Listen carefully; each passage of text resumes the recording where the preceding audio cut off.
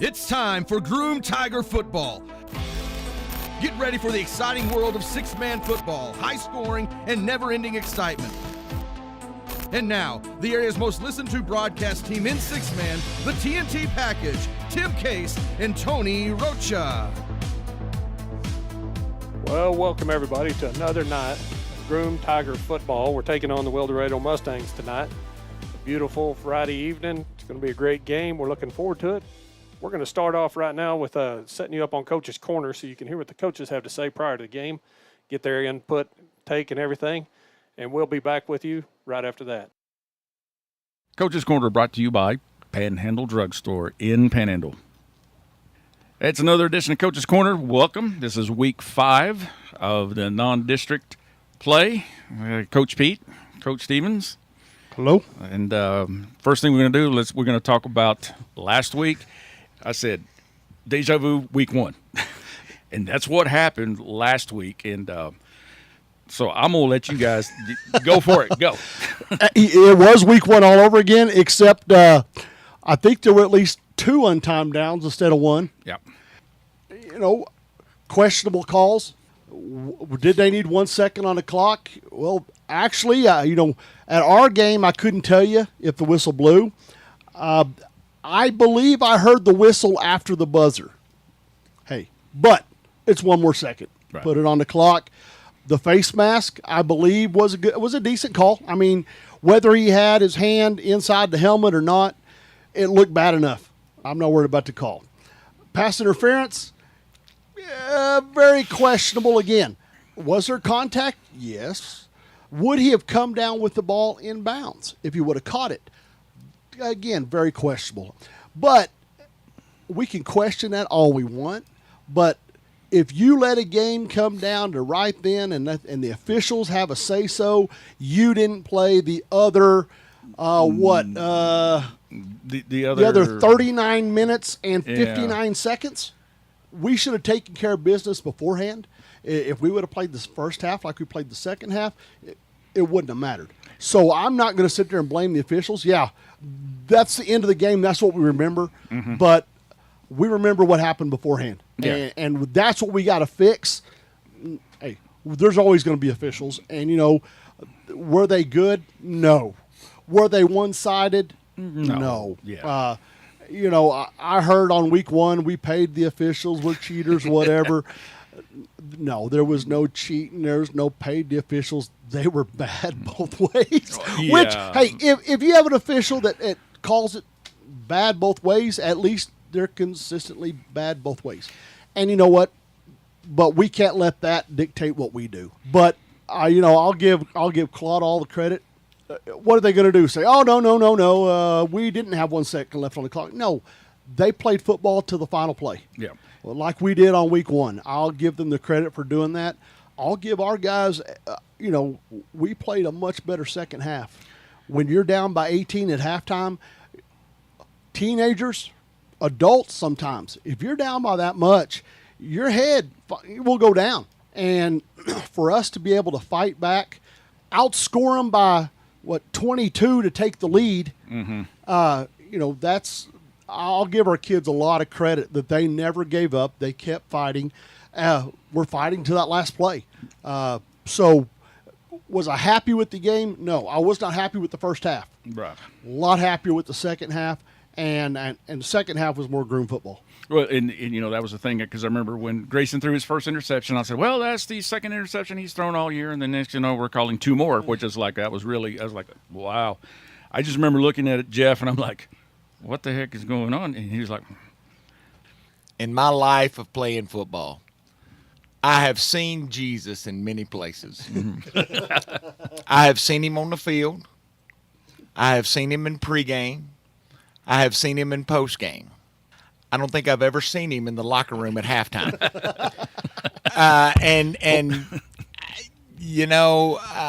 Really and truly, it was more of just a for me, it was more of just a, what are we doing? right.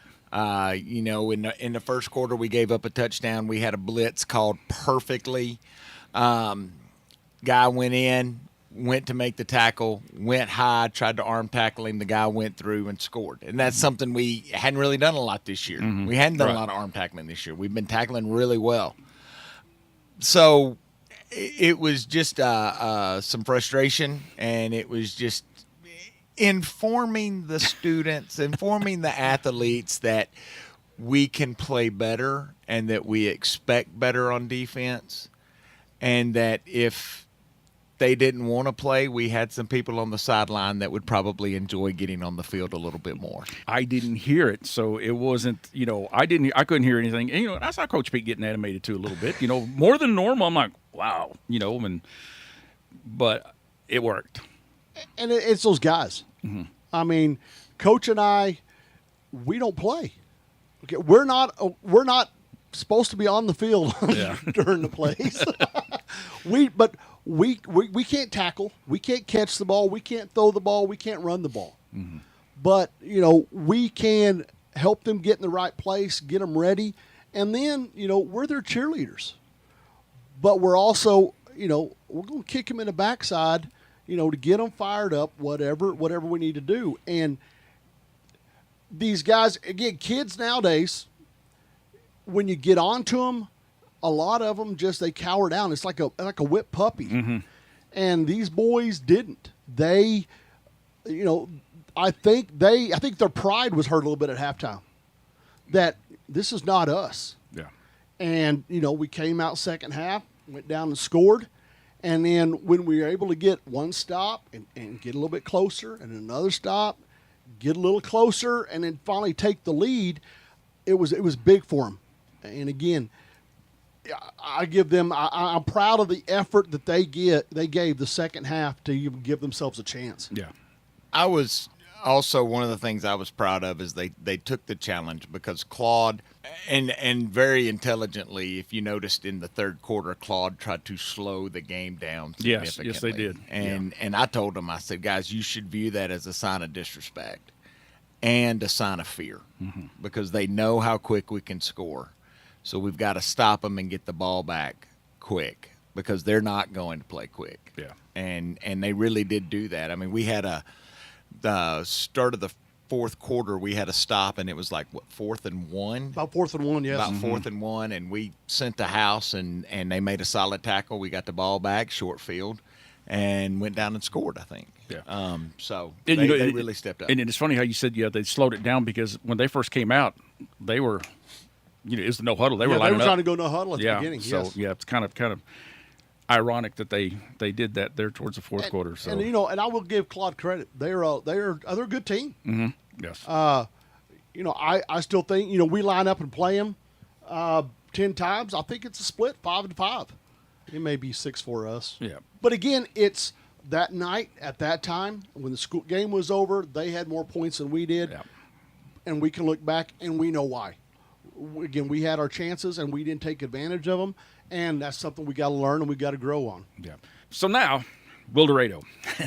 So I'm watching Wildorado, and a direct snap. That quarterback, he's dead every play. Yeah. And I'm like, wow. I hardly saw him. I watched all of the Hart game a couple of days ago, and I'm like, this guy's direct snap. I'm like, what the heck? What's going on?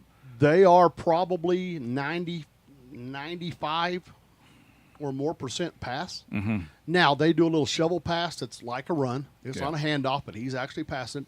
Against Hart, there were 2 runs. There was a straight up, just a dive play, and then they ran up under center and gave a center sneak for a touchdown. Wrapped it around the center, he scored. Right. But other than that, that's the only 2 runs they had. They are quick passes. It's almost the Joe Montana or the Steve Young to Jerry Rice. Let's make a 4-yard pass and let them run for 50 yards. Right. It's that run after catch. That's what they're looking for. Unlike with Claude, where they pitch it back to Holden and he can scramble. Mm-hmm. This guy, he can scramble all he wants, but there's a line that he can't cross. Right. Me, I like to chunk the ball around all over the place. No, I'm not this crazy. I'm going to give my quarterback, my spread back, a chance to run when there's that opportunity. but they don't, and that's them. And I'm going to say it before Coach Stevens says it. It's something I always say: when you throw the ball on offense, 3 things can happen, and 2 of them are bad. Mm-hmm. When you're throwing the ball down the field, the only good thing that can happen is a completion. Yeah. Barring any penalties, but there can always be an incompletion or an interception. So 2 out of the 3 things is bad. And we hope that we make a lot of bad things happen. Well, and that's what I was going to ask Coach Stevens. I mean, I know you've got him game plan for, and I'll say it. Our guys are a little quicker off the line on the defensive line to put some pressure. Again, McGinty, all year long. I mean, that guy. I mean, I'm gonna say, he's playing lights out as best as he can on defense. McGinty's All right, folks, good. we had to cut Coach's Corner just a tad bit. I went a little long last week, went a little long this week, so we apologize for that. So the Tigers are going to receive the ball. The Mustangs deferred, so Tigers are going to be going from east to west. Yep. Not really a big benefit. It doesn't seem like they'll have a little bit of wind to their back as they're going. It's kind of a northeasterly breeze, which is unusual, but it's going to make for nice little bit. Sun's not a factor tonight. It's not. But from what we understand, Wildorado really likes to air the ball out. So they're looking for any advantage that they can get as far as wind, because they throw, you said, probably 98% of the time. Yeah, that's what Coach Pete and Coach Stevens were talking about. Said, in the video that I watched, I watched them run 2 running plays, and that was it. And then the junior high game was the same way. The junior high, they did a lot of throwing. So back deep for the Tigers is number 13, Deacon Saucedo. 22, Kane Albrock will be doing the kicking for Wildorado as they're coming out onto the field and getting set up. Groom did set up deep. I don't know the tendency of Wildorado, if they're going to kick short, if they're going to kick long. And last week, Deacon had 2 outstanding kickoff returns, and one of them was for a score. There is a kick. It's going to be onside to the right. Yep, and smartly covered up number 2, Trayson Corley. That's going to be 1st and 15 for the Tigers. Ball at about the 34-yard line. Yeah, I missed last week's game, but everybody that I talked to said that first run back for a touchdown was a beautiful kick return. Oh, it was. And nice. Go ahead. I was going to say, we're going to try to keep up with you also. We got the Follett and Booker game. We got Chad Black up there calling that game, but I don't see any scores yet here on the Football Friday, the Dave Campbell's Texas Football. So Tigers are going to come out. Going to be in a diamond spread with 2 to the right. Corley and Blackwell. Blackwell's now in motion. He goes over to the right, over to the slot. Snap to Corley, pitch to Pete. And Pete's running around the right side. Got some room. Nice block there by Davis Babcock. Well, looked good, but gained 1. That was a nice fight off of the block there by Braddock Dornell. Yep, number 15, as he came across, made the stop. They made some penetration right off the bat, but fought their way through the block. You're right. It looked like it was going to go for quite a bit more. So 2nd and 13, ball at the 36-yard line. Tigers on 36. And for those of you who paid attention last week, Tigers had a bad first half. So hope it doesn't happen again. This time Tigers on a tight diamond spread. Snap back to Corley. Pitch it over to Pete. Pete coming over the left side. He's looking for somebody to throw.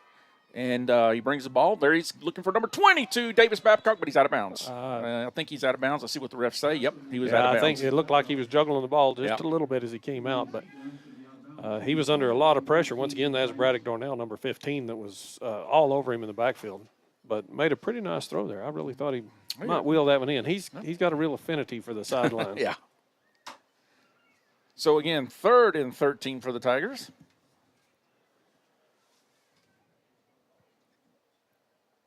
Tigers are actually moving kind of slow out of the huddle tonight. Yeah, we don't usually have that much dead air waiting for them to come to the line. Okay, Tigers in the spread. Slot spread. Corley's a slot man over to the right. Blackwell's getting ready to take the snap, 2 to the right. Snap to Kenny, back to Grayson. And Grayson's got, there he is, number 22. Oh, that was a nice catch by, I believe that was Davis Babcock? That was Davis G. Babcock, and enough for a first down. Nice catch. Once again, we're going to call out 15, Braddock Dornell, as he laid a hit on him just as he caught the ball. He did, and a good job by Davis to hang on to the ball. So 1st and 15.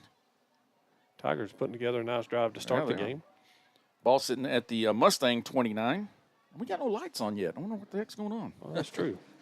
Tigers this time become a slot spread. 2 over to the left. Snap back to Blackwell. Back to Grayson. Grayson is scrambling. And he gets hit on the release. Oh, he did. Yep. He held just a little long. Number 4, Cole Schedule, was right there in on him. I guess they must have heard you. There come the lights. Yeah. Yep. But on the release, and he was lucky that wasn't picked off. Blue Washington, number 3, was right in the middle of the field. I was going to say, yeah, he was very lucky. Incomplete, 2nd and 15. We have 8:39 in the first quarter at the start of the game. Wildorado's playing a little bit. They're kind of slow playing the rush. They kind of come back about 4 yards, sit, wait, see where he's rolling, and then they really put the pressure on one of the 2 that they've got doing the rush. Tigers diamond spread, 2 over to the left. Snap to Pete, and a nice little throw over there to Deacon Saucedo. Nice, looks like in the NFL it'd be a nice little bubble screen, but maybe he got a yard on that play, so it's going to bring up a 3rd and long. 2 yards and bring up 3rd and 13 for the Tigers. Wrapped up right away, number 15, Darnell again, to make for a very short gain for the Tigers. Right now, the Mustangs are doing a good job of wrapping up and tackling. They haven't left anything out there. You know, I'm kind of waiting to see if something, I mean, if you see it, I mean, they're running a 3-1-2, and right behind the middle linebacker, nice little area. And the nose tackle is dropping each time, though. Yep. Tigers 2 over to the right. Snap to Grayson. He scrambles and he picks it up. There's Trayson. He picks it up. Trayson scrambling over to the right. He wants to throw it, but he's going to get right down. Yeah, nice job by the Mustangs. It's going to be a loss of about 4 on that play. Number 4, Schedule, caught him from behind, and I made sure to watch the middle of the field that time. They realized that Shuck, number 5 for Groom, is definitely a threat because – are they double teaming him? No, but they got a spy on him. So okay. The young man that's playing nose tackle is with him, and he's stuck to him just like glue. So 4th and 17, and Tigers will go for it down here on their end of the field. Ball at the just right inside the 31. Tigers are going to come up in a tight diamond spread. Snap to Kenny, back to Grayson. Grayson running over to the left. Grayson now running over to the right, now over to the left, throws it over to Trayson, and he drops it. I think Trayson was ready to run. He was running before he caught it. Now, Blue Washington, number 3, was right there close, but not to say that would have put the stop out in the flat. Yeah. We're going to have a turnover on downs here on the first series for the Tigers.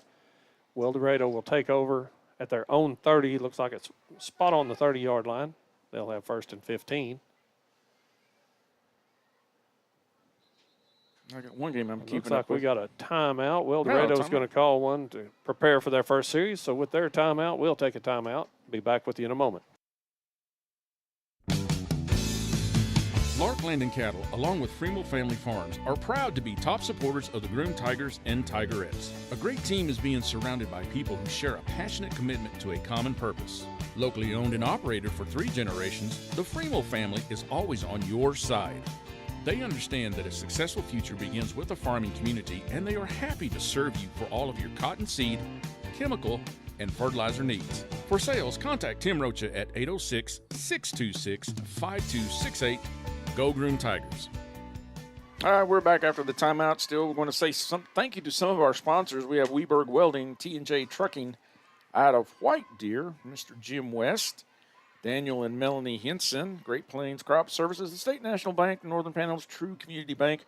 When you open up a free checking account, State National Bank will donate $50 to your choice. Participating local nonprofit. It's called the Switch and Support. Just one way State National Bank invests in our community, legacy-inspired, community-driven. We're breaking out of the timeout now. Wildorado comes up to the line. They're going to be in. This is quite the set. It's trips to the left with a slot, actually a tight end to the left. Direct snap back. That's going to be Darnell. He throws over to number 99, Xavier Howard, and he's going to break to the outside for 4. Yeah, Grayson Pete there on the tackle, and the Tigers were all pointing. They knew what was coming. I'm going to have to work on calling these sets. That's that's definitely different. I don't know what to call it. We'll come up with something. Yeah. It looks like they're going to have somebody. Usually somebody's going to be in tight just off the center. They got trips right with the end to the left. Darnell's going to take the snap. From what Tony told me, they're going to do a direct snap all night, so he can't break the line of scrimmage. Motion right to left. There's that handoff. He's Schedule, and there's the handoff, and he hits it. He hands it to Oh. Schedule. Oh, he breaks outside, and he's still on his feet. A good block downfield by Yep. number 3, Blue Washington, as he just stayed with his, and they get a long gain on that run. had a nice job of blocking by them too to get him down on the down here to the right side of the field. They're going to make it all the way into Tiger territory. It's going to be marked about the 23-yard line. They'll have 1st and 15 from there. 6:07 left in this first quarter of play, and we're still scoreless. I'm watching the replay, and McGinty, I mean, he had a hard rush. And just went past him. Went past him. Yep. Right past him. They must have been banking on that. And then a couple of missed tackles on the outside, but good job by the Tigers to track it down. To the line with 2 receivers right, slot left, receiver left, motion right to left by Washington. Darnell takes it. He's looking downfield. He's underthrows his anticipated receiver, and it falls incomplete. Yeah, they're great. Grace and Pete, they're on the coverage, but like you said, it just underthrew him. As number 5, Ashton Miller, was the target.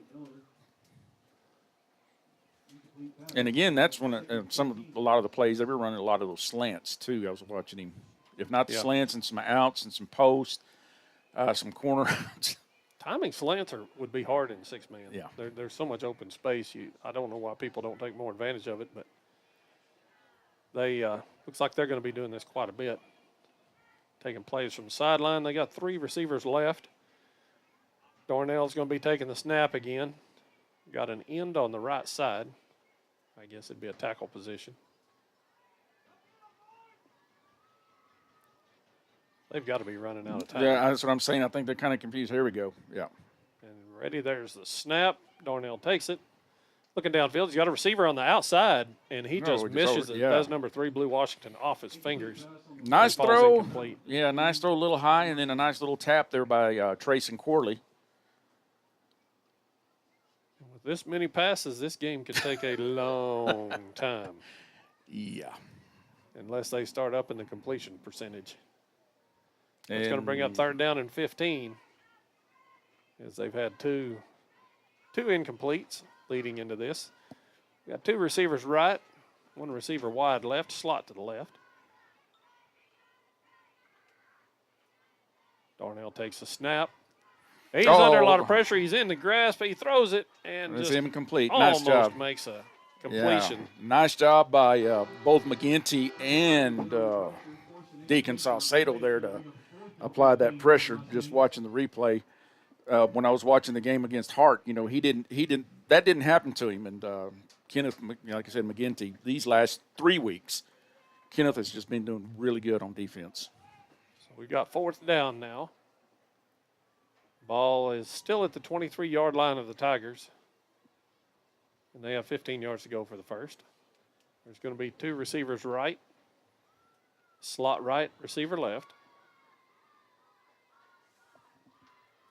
Darnell takes the snap, looking downfield. No pressure this time. Throws over the back shoulder. Yeah, what nice a nice throw. read to Ashton Miller, number 5, for the touchdown. He just threw to the outside. It spun Grayson around the other way. Spun Pete all the way around. And that'll be the first score of the game. Is going to be by Wildorado Mustangs. 5:48 left in this first quarter of play. Coming out to kick for Wildorado is number 9, Gazelle Esparza. As they're going to go for the 2-point kick.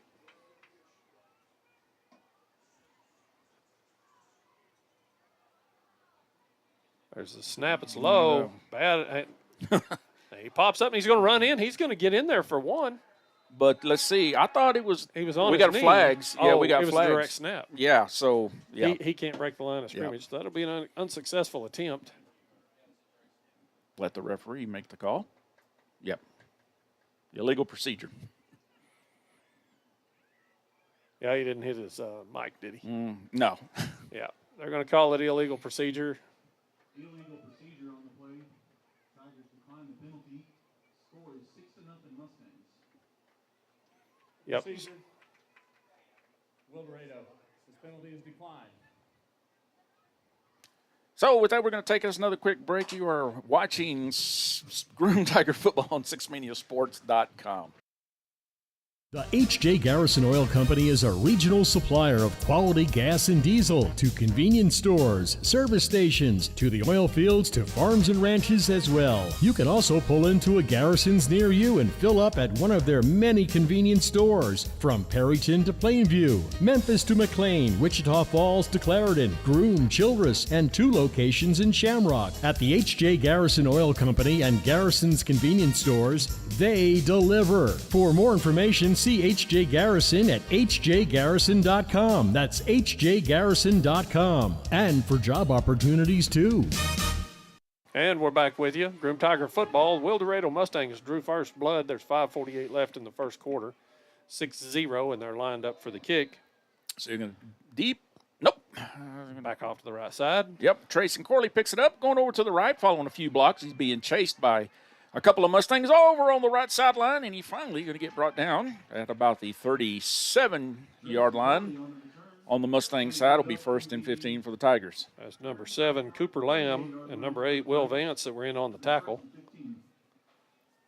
Let's see what the Tigers do. Maybe a little bit more running instead of looking for the pass, but we'll see. But I'm glad to see that Grayson was coming out here throwing because, like I said, last week was – yeah, you said in the first half there was a couple of errors that really cost. So we're going to have a slot spread. Corley is the slot man over to the right. Blackwell's going to get ready. Now he's Corley coming over to the left. Blackwell getting ready to take the snap. Takes the snap, pitches it back to Pete. Pete comes over to his left. Dumps it over there to Tracing over on the right side. Nice job. Nice little block there by Davis Babcock. Breaks one tackle. Going down the sideline and finally get brought down at about the 15, or let's see, where are you going to mark it at? 15 or 14, 16. 16, yep, there you go. I'll get it sometime. I promise it can be 1st and 15 for the Tigers. That's number 15, Darnell, making the tackle, but not after a long gain. And again, Corley is having one of those years too where, I mean, he's giving him the ball and he's going to run. So, again, Tigers come out, slot spread, slide over to the left. Blackwell to snap, back to Pete. Grayson going over, yep. Scrambling now, gets rid of it. Gets it over to Kenny, but Kenny was on his knee. I thought he was on his knee. I thought he was on his knee. But Kenny ducks his head. He's going to lose some yardage on that play. He's going to lose about looks like he's going to lose about 4 on that play. Yeah, that was setting up to be the same play, and Wildorado read it, got over, covered Corley, and that's why Pete was stuck without an outlet because he kind of rolled that way, anticipating he's going to do it again. So after that, it's going to bring up a 2nd and 19. Ball is spotted at the 20. Clock is still rolling. We got 4:38 left in this opening quarter. The Wildorado Mustangs 6, the Groom Tigers 0. Tigers come up to the line of scrimmage. Being a slot spread, Corley's over the slot man over to the left. Blackwell get ready to take the snap. Takes the snap, pitches it back to Pete. Pete comes around the left, and he's going to bring the ball down, and he's going to he can't get rid of it this time. I think he was wanting to throw it to Trayson, but just as number 4 schedule got hold of him, but 88 was in there as well. I don't have 88 down. Let me give him a shout out. That's Bronk Johnston. Yep. But they did a heck of a job tracking him down. And I could tell Coach Pete was like, "Why didn't you?" Why didn't you throw it out of bounds? He was outside the tackles. Yep. He could have done that. So after that's a big loss, that's going to bring up a 3rd and 28. This time the ball is sitting in at the 29-yard line of the Tigers. Going to come up to the line of scrimmage. Again, a slot spread. We got 2 over to the right. Corley is slot man to the right. Blackwell takes a snap, back to Pete. Well, and, there he goes. He's got number 22. He's looking for Davis Babcock. Davis kind of doing – kept his feet. Yeah, on his hands and knees. And good job by Davis getting some good yardage. He was spun around by Ashton Miller right after he got it, but they had to come over and finish him off. He managed to pivot on that arm. Yep. Not go down. So the ball is on the 17, so it's going to be a 4th and 16. Tigers can get a first down, but they got to get it right inside the 2. It's got to be right on the goal line. It's got to be right up there close to the goal line. So here we go. Coming up to the line of scrimmage. Slot spread. Slot man to the right. 2 to the right. Blackwell takes a snap. Back to Grayson. Grayson run over to the right. And he's looking for number 13. Oh, he missed Deacon Saucedo. Oh, just right through the fingertips. Nice throw. He put it the only place he could put it. Yeah, he could, but just a little bit too short for Deacon because Deacon did try to dive and get it, but it's going to be turnover on downs again for the Tigers. Yeah, number 33, Michael Moore, was there to get in the way. But like we say, that throw was the only person was going to catch that ball. Yeah. Was going to be a Tiger. So we got 2:45 left in the first quarter as Wildorado takes over on downs at the 16, looks almost like the 17-yard line. They've got two receivers to the left, a receiver to the right, slot to the right. Once again, Darnell's taking the snap. He's looking downfield, no pressure this time. He's got a deep route going. He cuts underneath it. That's number 5, Ashton Iller again, as he broke on the ball for an underthrown pass to make a nice reception. Yeah, Davis Babcock there on the coverage, but Davis was behind him, but it was a nice job, like you said, to break on that ball. All the way down to the Groom Tiger 30. I got to do math. 10, 20, 30. That's like a 37-yard play, and there's the snap. It's a quick handoff over the left side. He catches the edge. Oh, he's got it, gone. And there's some people over there blocking for him. He's going to go straight in, number 3. Blue Washington in for another touchdown. As the Tigers, I don't think we're quite ready on defense for that snap. I don't think they were. It didn't look like it.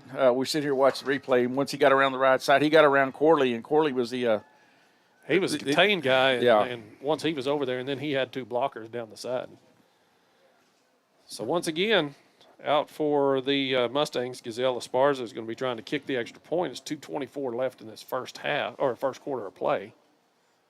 Going for the 2-point conversion. Snap is on the ground and bouncing. It's going to be an unsuccessful attempt. The score is going to stay 12-0 in favor of Wildorado with 2:24 left in the first quarter. And we'll be back with you after this.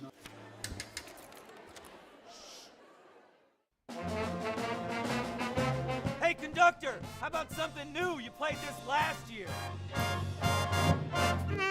Come on, get your head out of your sacks. We're trying to hear. Well, I'm sick and tired of hearing your kid play the wrong notes. Where's my kid's solo? At least you can see your kid. Why is my kid stuck way in the back? The conductor only plays his favorite. My kid heard that solo. You saying I did? Yeah. All right, we're back. Groom Tiger football. The Mustangs done scored again. Going to score up 12-0. And thanks to some of our sponsors, our big one especially, Garrison's Convenience Stores. They are the official pit stop for sixmediasports.com and the TNT package. So coming out to kick again are the Mustangs. Looks like they'll probably boot it off to the side one more time. He does. It's a strong on-the-ground kick picked up by the Tigers. Yeah, picked up by Pete. And Pete was able to get it over to about the 31, so that's where the Tigers were faced for it. First and 15. Wildorado's got a lot of fire going on tonight. They are pumped up, and Tigers are just kind of flat. We need to get something going here. 2:22 left in this first quarter. They're kind of doing what we did against Booker. You know, they're all excited. Yeah, and Wildorado's coming out hard. Wildorado's not going to lay down.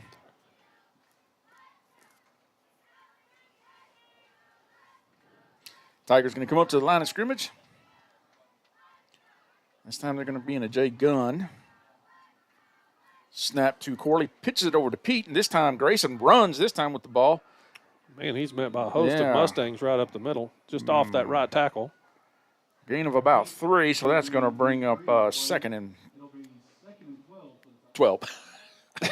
Sorry, I got tongue-tied there. I'm trying to do my math in my head, and sorry. Every so often, I'm just not real confident in what I figure it's going to be. Me either.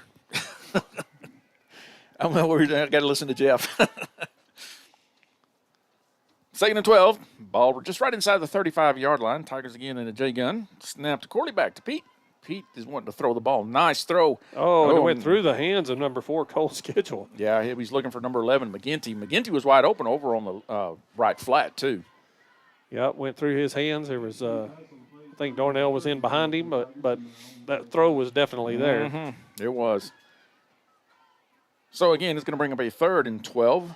1:38 left in this opening quarter. Mustangs have jumped out to a 12-0 lead up on the Tigers. Tigers going to come up to the line of scrimmage again, being that J gun. Corley getting ready to take the snap. Pitches over to Pete, and Pete throws it over right in the middle. And he overthrew Blackwell, and it's picked off. Yep, he was looking for Kenny, and instead it went to, I believe it was 3. Is that Riley Washington? McElroy. 2. I'm sorry, yeah. Yep, number 2, Riley McElroy. It was just way too tall for Kenny to bring that one in. Blackwell was open in the middle of the field. So we got a turnover now. 1:29 left in the first quarter. Wildorado is leading 12-0, and they've kind of got the momentum going their way right now. Yep. And for some of you folks that wondering, we're having little technical issues up in the Lipscomb County. Chad is not able to get a signal up there for the Follett and Booker game. So maybe we'll get some scores here in a second. Up the line comes Wildorado. Snap back to Darnell. Not much pressure again, and he's rolling to his right. He has a receiver in the flat, but he underthrows him. It's going to bounce off the ground, incomplete. Schedule number 4 was the target on that one. Okay, we got an update. Thanks to Chad. 36-14 Follett. Follett is up. Wow. And that's in the first? Let's see. It tells me. So it's going to bring up 2nd down and 15 in our game for Wildorado on that incomplete pass. Ball is at the 35-yard line of the Tigers. They've got 3 receivers over to the left. They've got that overload going on again. They take a lot of last-minute they do. Pointers from their coach. Yep. Motion left to right, snap to Darnell. He throws over in the flats, but just misses his intended receiver to Ashton Hiller. Nice job out in front of him. I don't think he's expecting him button hook on that one. No, and I was watching Bryson Shuck. He was following number 3, Blue Washington, that I thought he was going to throw over to his way, but it's a good job by Bryson. Second quarter, Follett 36, Booker 14. Who would have thought of that? So 3rd down and 15, Wildorado to the line. Trips right.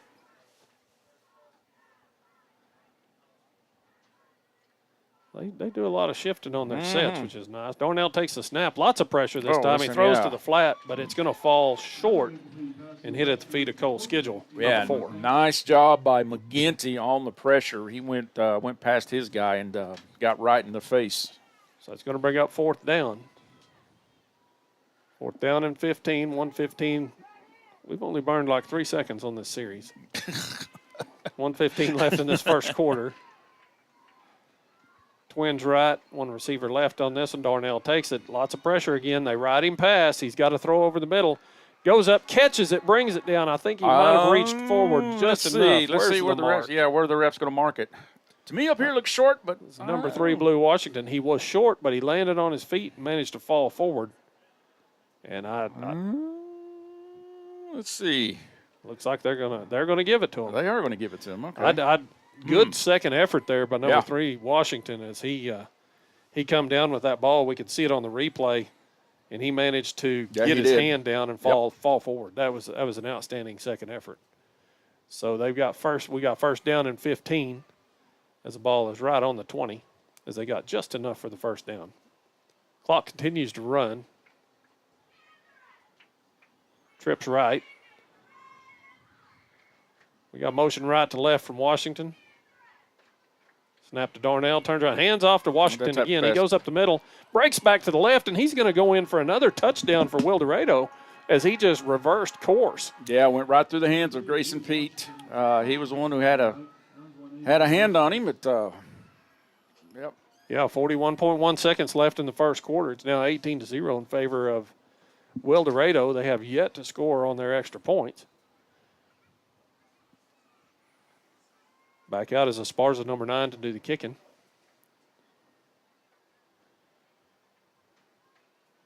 Snap. Hold is good this time. Kick is up, and kick is going to be good right down the pipe. 2 more points on top of that. It's 20-0 in favor of Wildorado. 41.1 seconds left in this first quarter of play. And it's been all Wildorado so far as the Tigers have struggled to get anything going. Yeah, it's and we'll take a break, and we'll be back at kickoff for the kickoff on this one, and talk to you then. Locally owned, locally operated, and ready to serve. That's Panhandle Drug in downtown Panhandle, Texas. And they're your full-service pharmacy, standing tall at the corner of Main and Highway 207. They're open every day but Sunday. That's Monday through Fridays, 9 to 6, and 9 to noon on Saturday. And along with a variety of healthcare products, you can top off your next visit to Panhandle Drug with a stop for a malt or a shake and their old-fashioned soda fountain. That's Panhandle Drug, downtown Panhandle. Mark Land, owner and pharmacist. All right, we're back. Groom Tiger football. Tigers down. Score now 20-0. The Mustangs on top. 41 seconds left in this opening quarter. New kicker this time. As far as the extra point kicker's out to do the duties this time. Kicks deep, a nice pooch over onto the right side. And Grayson Pete there on the reception. He gets the ball, and he's going to get tackled. Wrapped up quickly. Yeah, right at the 26-yard line. Tigers first and 15. Number 6, Eli Walker this time. We're calling out a lot of different names. These guys are playing with some fire. Hey, real quick, we'll thank some more of our sponsors. If you're looking for a good deal on a good truck or trailer, contact G&J Truck Sales in Groom for your best deals in the area. Located at 10933 I-40 in Groom, 806-248-7007. Well, Tigers going to come up in a this time they're going to be in a tight diamond spread. Pete and Blackwell, the two upbacks.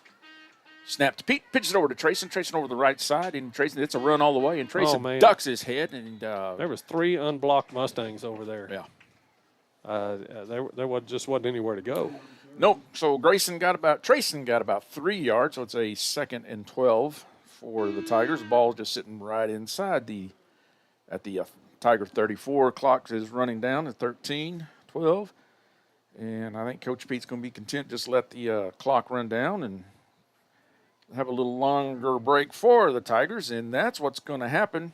Head into the second quarter. Yep. So the end of one, the Mustangs are up 20. The Tigers 0 will take us our customary timeout. You're watching Groom Tiger Football on 6mediasports.com. The innocence of youth. Is there anything any better? But soon they'll be in high school and facing all the same challenges you faced. How to make friends, how to fit in, how to be cool. We want our children to have everything they'll need to live fulfilling and productive lives. Make sure the kids in your family are among the more than 12 million participants in America who take part in high school sports or activities. All right, we're back. Groom Tiger Football fixing to start the second quarter, and again, we're going to thank some more of our sponsors. Ollinger Farms, I want to say they are proud supporters of Groom Athletics, athletes, and students. Jesse and Kerry Wieners. Also, K&K and White Deer. They provide high-quality service to the oil and gas and general construction industries. Thanks to K&K. And Groom Fuel. They carry a wide variety of shop supplies, automotive and trailer parts, oil and filters, located at 101 Front Street in Groom. So thank you to all of our sponsors. Without them, the crew here would not be doing what we do. Anything. It wouldn't be able to do what we do. Exactly. We'd be back to me and Tim and one microphone in between us. Not nearly as fun. Yeah. So getting ready to start the second quarter. Tigers, the ball is sitting at the inside of about the 29-yard line. It's a second. I'm going to call it 12. That's what it looks like to me. Tight. Nice little behind the back handoff. Derek Corley going around the left side down to the 40. He ducks his head, and I think Trayson's got enough for a Tiger first down. That's number 15, Darnell, that ended up getting to him, but not before he had enough for the first down. Yeah, it was a nice little counter. It was a fake to Kenny, and he just put the ball behind him, almost kind of like the Statue of Liberty. Here you go. It's right behind you, and take it. So first and 15 for the Tigers. Ball sitting at the 37-yard line of the Mustangs. If the Tigers can open up the run game a little, it'll loosen up that pass, too. Oh, yeah. So Tigers going to be up in a tight diamond spread. This time Pete takes a snap, and he hands it back to Blackwell. But Kenny does lunge forward. I didn't think he was going to get it, but Kenny's got about – let's see where the ref's going to mark it. He's tracked down from behind. That's 69 Hollis Albrock that kind of went through a block and managed to get hold of him. It's a nice little 3-yard gain by Blackwell, so it's going to bring up a 2nd and 12 for the Tigers.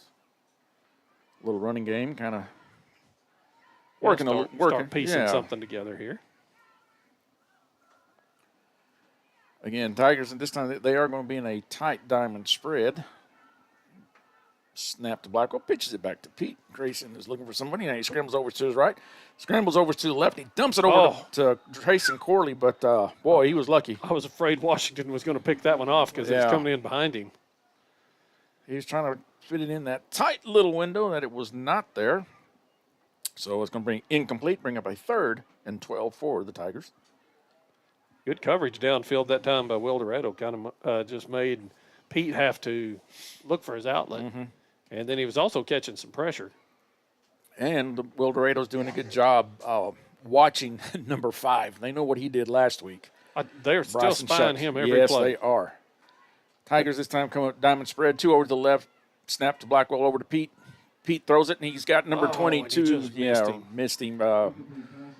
He was wide open out there. Really nobody in coverage. Yep, he made his break, and he kind of fell. And like I said, Davis Babcock, the intended receiver, so that's a 4th and 12 ball on the 34-yard line. Ended up just throwing in behind him. There was a little coverage on the outside, but it was about 4 yards downfield. 9:02 left in this half. Tigers are going to come up in a diamond spread. This time a full diamond spread. Snap to Blackwell. Back to Pete. And he is looking hard for number 5. Oh, right in the middle of everybody. Nice underthrown ball that he could come back to. Same thing Wildorado did to them. Yeah, they're the guy, they had 2 on him. You're right. This time they had 2 on him, and he was able to break through there, and nice catch by Bryson Shuck. Enough for a Tiger first down. The ball is sitting at the 12, so it's a 1st and goal. Maybe this is it. Maybe that's what they needed. Just kind of wake up, Bryson, to give them a little jump. Bryson, had to do that. So Tigers come up again this time in a slot spread. Slot man over to the left, 2 over to the left. Blackwell takes a snap, pitches it over to Grayson. Grayson's got some room, and he's got number 13, Deacon Saucedo, in the corner of the end zone. Nice, Touchdown, Tigers. That is a wood-flying touchdown. Nice run, nice route by Saucedo, and even a nice throw by Grayson Pete. 15 Darnell in coverage, but he was a step behind. So it kind of wakes the Tigers up just a little bit, and the man who caught the touchdown, Deacon Saucedo, getting ready to kick the Brumley Insurance extra point. Snap, hold, kick. Right. Yep. Kind of, he had a problem last week too. So but kicking the ball low. Yep. So Tigers do score 20-6, 8:35. We'll take us a quick timeout. Football on 6mediasports.com. The Groom and McLean News is locally owned and operated. Local and state news that affect our communities. For a yearly subscription, 51 issues mailed to you or emailed. All major credit cards are accepted. Located in downtown Groom at 84th Broadway, off of Old Route 66. Get your copy, see the latest news and the best deals. The Groom and McLean News, your news of record. We're back, Groom Tiger football. Tigers have just scored. A nice little throw from Pete to Deacon Saucedo. The extra point was no good, so brings the score Wildorado 20, Tiger 6, and some updates on some scores. Follett is putting it to Booker, 42-14. The Meeks for Follett. He had been injured all throughout the first part of the season. Now he's back, and apparently he's back with a vengeance. Deacon Saucedo getting ready to kick. And it's a little slow, holy roller. And, a mistake by Wildorado as he tried to cover it short of the 15. Mm-hmm. And Tiger, this referee is pointing this way, but Tigers, it should be Tiger ball. I think did it touch a Tiger before he touched it? I don't know. Now, let's see. Well, yeah. That's the only call it can be. You know what? I'm thinking the wrong way. I'm sorry. Oh, no, that's right. I'm backwards, right. Tim. I was thinking the other way, too. Yeah, so, yeah. All right, here we go. Tiger football, here we go. Well, that was definitely a mistake. That was Ashton Iller that he should have he came up trying to get it. Mm-hmm. Tigers 1st and 15. Ball at about the 38-yard line. Again, this is going to be in a slot spread. Corley slotman to the right. Snap to Blackwell, back to Pete. And dumps it over to Corley over on the left side. He had some open room, and he breaks one tackle. Finally gets escorted out of bounds at about the 20, just right inside the 30. Number 3, Blue Washington, knocking him out of bounds. Another score update for some of the people listening around. At halftime, Panhandle is 27, Wellington is 7. Wow. So Panhandle handling that game pretty well. Tigers come up to the line of scrimmage. This time they are in another slot spread. Corley over to the right in the slot. Back to Blackwell. Back to Pete. And Grayson's running, and there he is. Look who's wide open in the corner of the end zone. Number 13, Deacon Saucedo just left his man. I think, I can't see who the guy was on coverage. That was 15. Darnell. Okay, he was looking back at Pete and left Deacon wide open over in the left corner of the end zone for a wood flying touchdown. That's like what we were talking. It's that shifting secondary. If you can throw back across, you can burn them all day long. So, Saucedo with the Brumley Insurance extra point. Here we go. That's even better. He found one. Yeah, so now Tigers have jumped up or have now cut the lead down to 6, so 8:19 left in this second quarter. Mustangs 20, the Tigers 14. We'll take us another quick timeout. Groom Tiger football. We'll be back. Rolling along is great until you're not rolling along. Bohr Enterprises in Groom, Texas can keep you rolling down the road or across the field. Bohr Enterprises is a full-service tire shop with tires for ag, to OTR, and for cars and trucks. And that includes road and field service, which is very important. Find Bohr Enterprises on Route 66 in Groom in the 500 block of Front Street. Open Monday through Saturdays, 7 a.m. to 6 p.m. That's Monday through Saturdays, 7 a.m. to 6 p.m. Or call locally at area code 806-820-0131. That's 820-0131. One call should do it all. Storage containers on site for rent or delivery. From Bohr Enterprises, Groom, Texas. And we're back with you, Groom Tiger football. Groom has just put another score on the board. It's 20-14 in favor of Wildorado. 8:19 left in this half of play, but it has turned around in the last under a minute and become a game again. Wildorado's anticipating the onside kick, and it happened, and it's not going to make it short. Yep. So they're going to take over about 37-yard line of the Tigers. That kick barely went 7 yards. Yeah. Good field position for the Mustangs. Yeah, so Wildorado will start there 1st and 15. As I said before, 8:19 left in this half of play. Wildorado's leading 20-14. Sorry, I was talking over the referee there. He was just talking about illegal touching. Yeah. They're going to have Wildorado's going to have 2 receivers out to the right. Actually, they're going to go with trips to the right. Number 15, Darnell, is going to continue to take the snaps.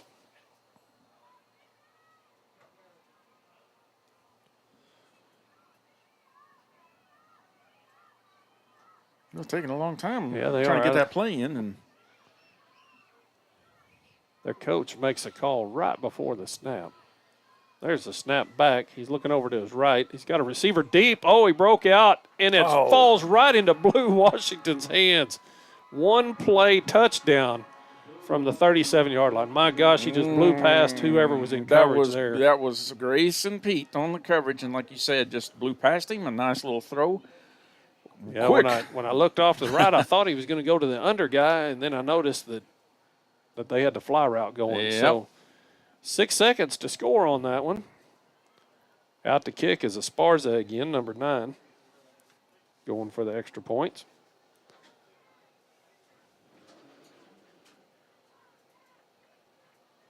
There's a snap is good, hold is good, kick is up. Kick is, it bounces off the upright and goes through. It fell just on the backside. She drilled that left upright. Did. I was like, holy crap, the thing's still moving. That was a solid kick. Oh my goodness, Yes. that was one heck of a kick in this young lady. If she'll realize that, she'll go home maybe to either tonight or somebody will tell her, hey, you were on need to video. watch You that need to one." watch that one, yeah.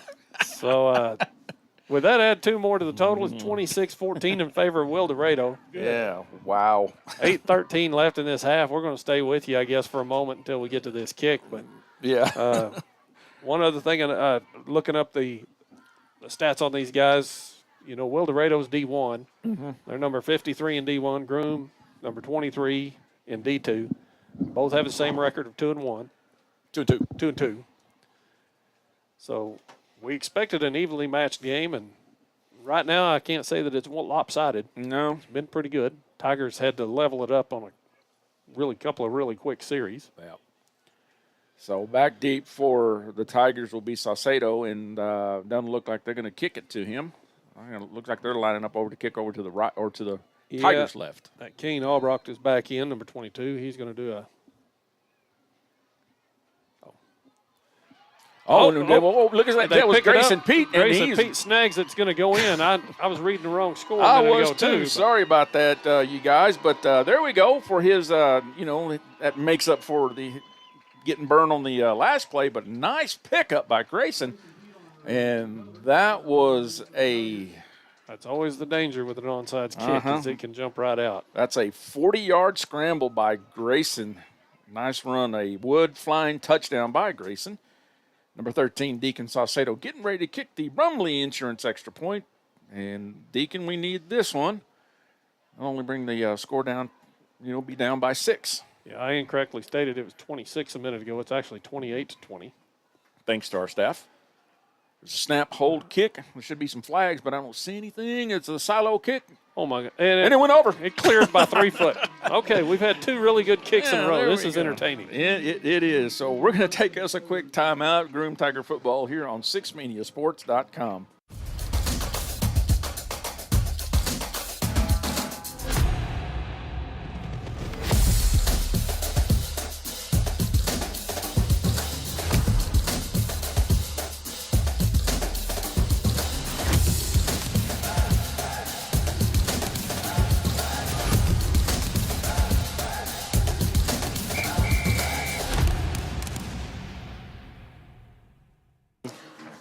All right, we're back. Groom Tiger Football. The Tigers have just gone down there and scored a nice little 48-yard run by Pete on the onside kick, and then the Deacon Saucedo extra point now brings the score 28-22, 8:08 left in this first half.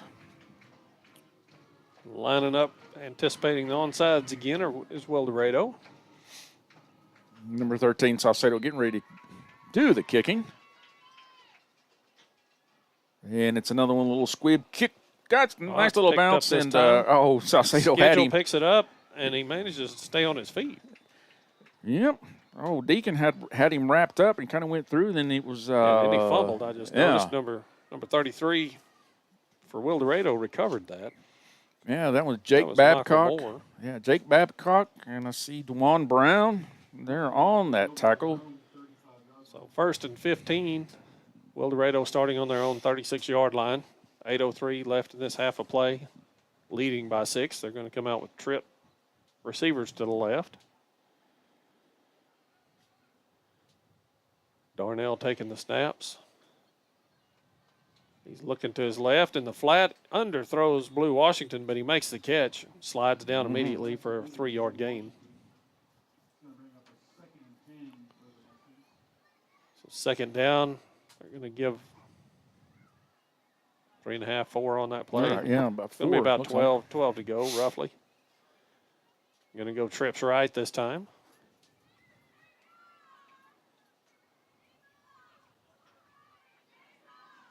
Darnell takes the snap, looking to his right, catching some pressure. That schedule comes in. Makes a nice move to duck underneath the first tackle and falls forward. I think good thing that he was going to get ducked, or that he ducked, because he was fixing to get planted. I think I was tracing that was coming in on a beeline for him, but still a nice job by the Tigers there to hold him. 3rd down and 3 to get down to the 32-yard line of the Tigers. And this is the type of game you said you were watching on the film there, where they're just kind of picking and taking the little insides, whatever slants they can do. And you know what? I'm going to have to give Albrocht and Howard some credit. Those guys are staying in and blocking. They're doing a good job of blocking, giving him time. Yep. So we got 2 receivers to the right. One of them is a slot. We got motion right to left. There's the handoff. That's Washington again. He breaks. Once again, he goes opposite direction. He's got the edge, and he's going to go in for a touchdown from the 32-yard line. The Groom Tigers are just having a heck of a time trying to tackle.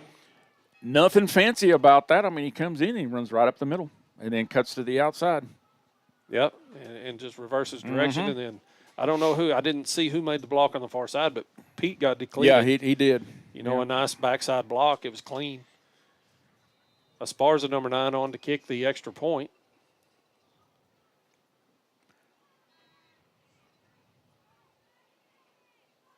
Snap is good. Oh, hold is not good. And it's going to be unsuccessful, so that's going to leave the score 34-22, 6:36 left in this half of play as Wildorado extends their lead by 6. And I had to chuckle because Esparza, she made a beeline backwards. She's like, I ain't going to get, no, I'm not, I don't want anything, no, because I don't know who came flying through there, but they're very smart. That was just pretty funny. I'm sorry. But thanks to more of our sponsors, S&H Grocery. They provide all your grocery needs with 3 locations in Groom, Panhandle, and Claude. Hal and Charlene Lewis, they have competitive prices against the bigger chains located at 85 Broadway here in Groom. Also, Williams Farms of Panhandle, they support all of the Groom athletes. That's Williams Farms, S&D spraying service of Panhandle. They can assist with crops, pesticides. Call for all your agricultural needs. Give them a call at 806-537-5143. And that's Mr. Jason Davis over there at S&D Spraying. And Jason Davis is the S&D, or let me rephrase that, S&D Spraying are our official sponsors there for the halftime. So we thank those guys. We thank everybody. We do. Well, we appreciate everybody listening in. Here comes the kick. It's going to be an onside off to the right.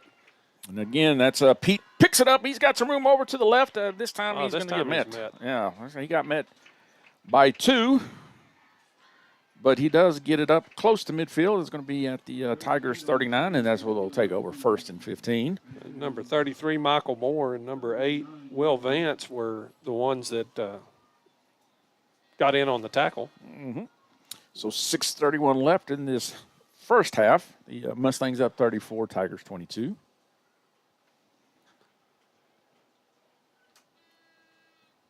Tigers going to come up to the line of scrimmage. Going to be in a slot spread. Corley's a slot man over to the right. Blackwell's getting ready to take the snap. Takes snap, pitches it back to Grayson. Grayson is looking, and he scrambles, and he's looking, and he's looking. Through. Oh, he got rid of the ball to get it past the line of scrimmage, and they're going to call intentional grounding.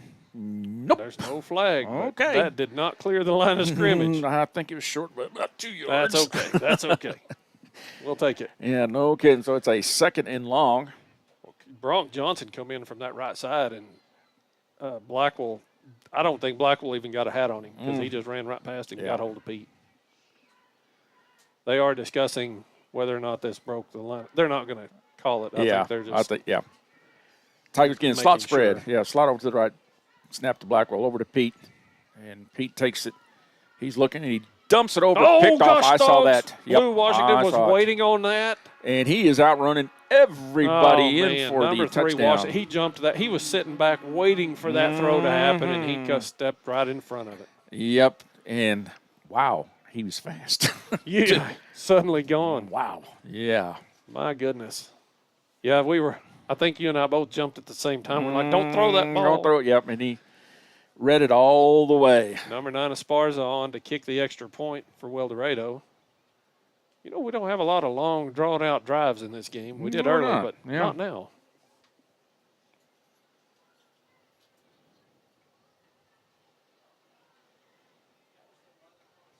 Snap. There's the hold. They got it down. She got a kick on it, she put it right through. I don't know how he got that thing on the ground for her to kick. I don't either, but a nice job, a nice kick. Add 2 more to it. 42-22 in favor of Wildorado. 6:15 left in this half of play, and we will take a break and be back with you at the kickoff.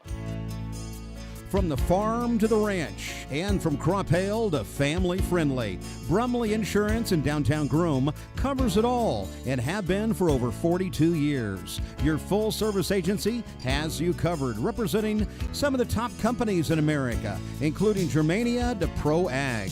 See Kim Brumley Ritter for more information on safety and security for whatever you're covering. Locally owned, locally operated at 93 Broadway in downtown Groom. That's Brumley Insurance.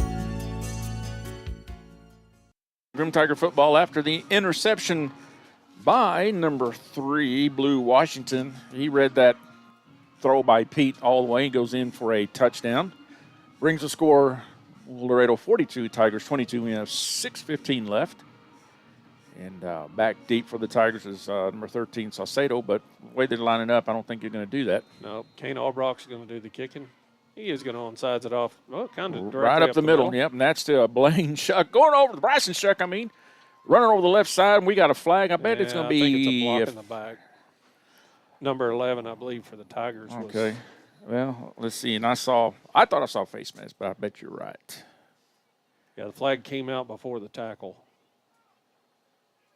But we'll see. Mm-hmm. We'll get the official from the white hat. Yep. So.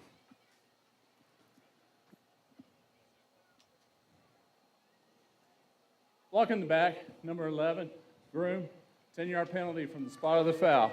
First down.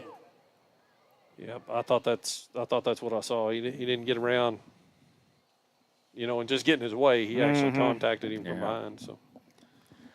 Yep, that was McGinty there on the penalty. I was going to bring the ball back. Tigers will start 1st and 15 at the 31.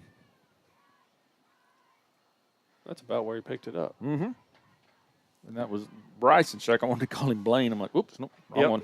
Yep, he bounced outside and had a nice return. Tigers come up the line of scrimmage. They're going to be in a slot spread. Corley slot to the right, snap to Blackwell, back to Pete. Pete coming over to his right. He throws it over. There's Trace and Corley. Puts his head down. Yeah, nice grab, and gets knocked out of bounds. And number 3, Washington, was in coverage and escorted him out of bounds. Nice 6-yard gain. That's going to bring up 2nd and 9. I can't do math today, Tim. You're struggling. 14, 15, 16. Yeah, I'm going to have to use my fingers here in a second. Yeah, we'll just have the guys next door hold up a piece of paper. Junebug over here will probably hold up, hey, stupid, it's this. It's this. Do the math. Tigers come up. Slot spread. Slot man over to the left. That'll be Corley. 2 over to the left. Blackwell takes a snap. Pitches it over to Pete. Pete over to his left. Throws it over on the left flat. I think that was Corley again. Yeah, and wrestled down by Michael Moore, number 33. But another nice gain by the Tigers. That's going to bring up a 3rd and about 4 on the plate. We have 5:44 left. Mustangs up 42, Tigers 22. Tigers running those plays where they get the ball out a little bit quicker, not giving the defense a chance to get back and into Pete's face.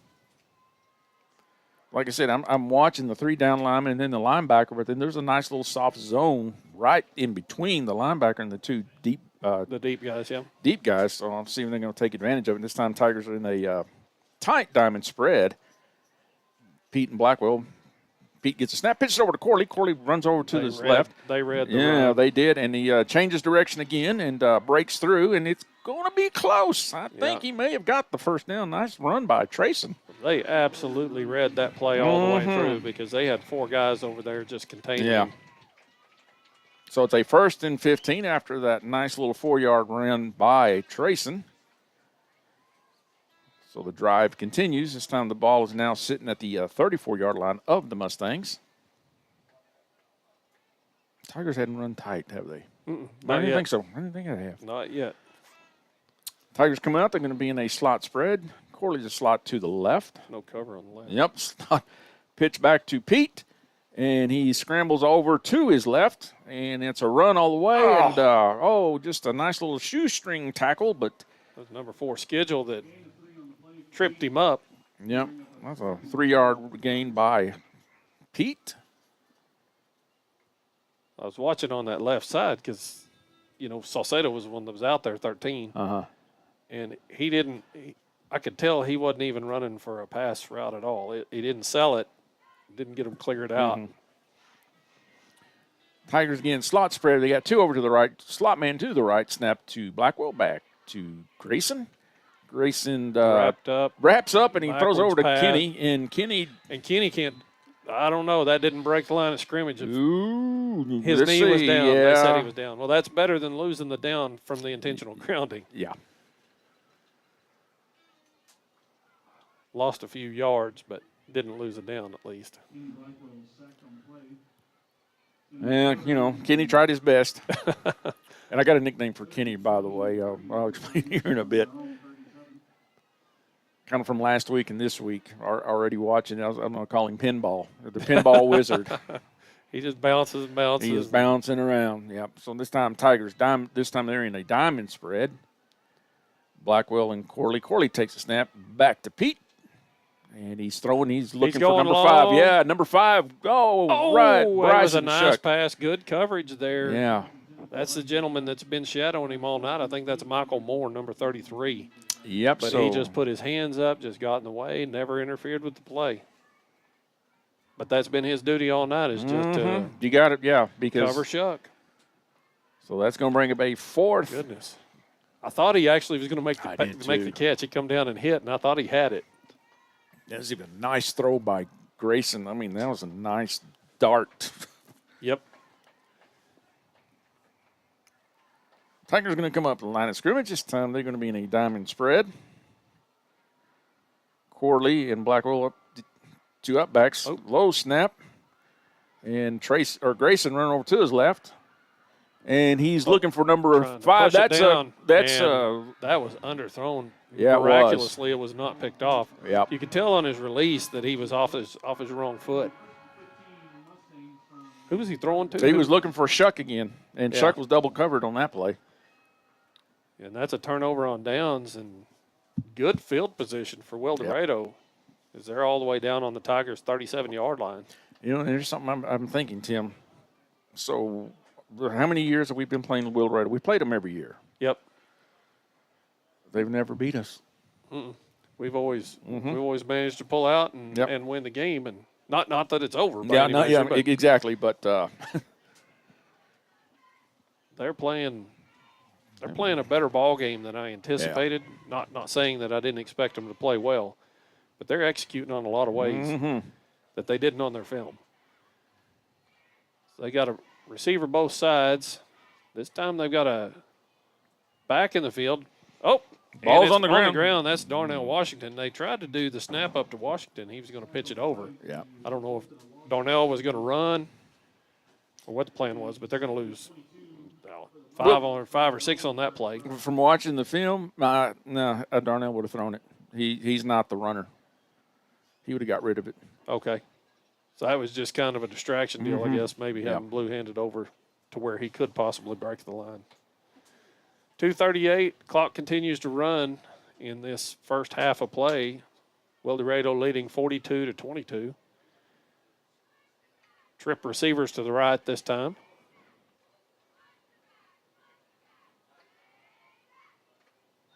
Yep. And there's motion. Yeah, they were trying to hard counted his own guy. They're trying to draw McGinty and Kent. You know, McGinty, he made a little. Number 5, Wildorado. 5-yard penalty, 2nd down. There's some kind of tell that they're reading when McGinty's going to make the hard rush, and they were trying to draw him off on that one.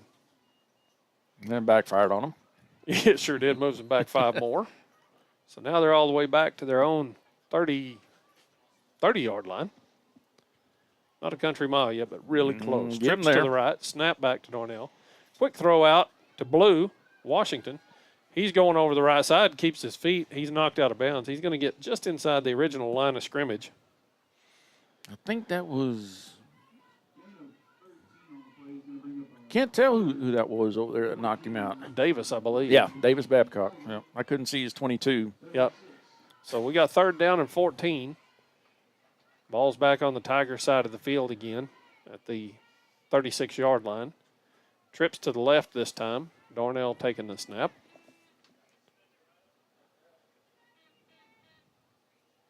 Snap back, lots of pressure. He rolls up, gets in the pocket. He's looking downfield. He's got a wide open receiver in the middle of the field, number 5.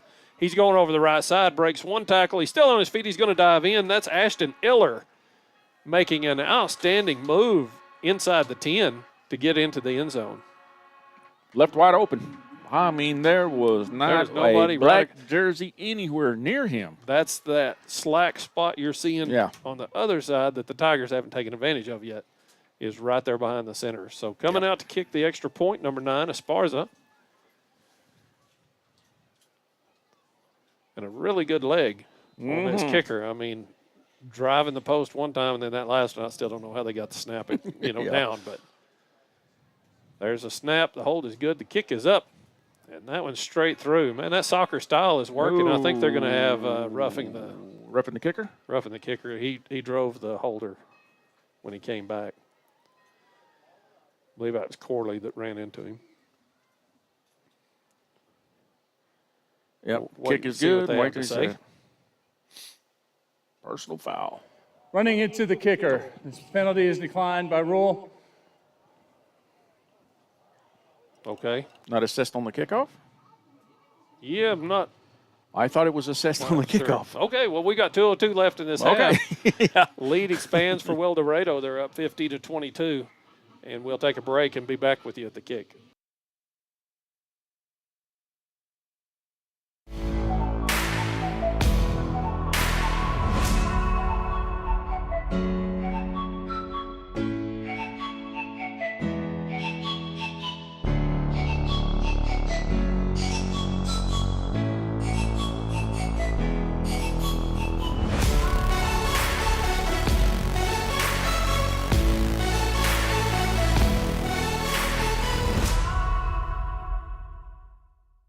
All right, we're back. Groom Tiger football. The Mustangs again have gone down and struck quick score.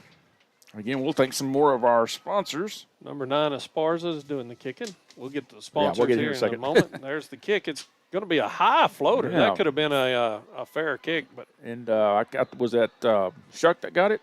Yeah, it looks like that was Corley. Corley caught it right at the 30, and they brought him down immediately.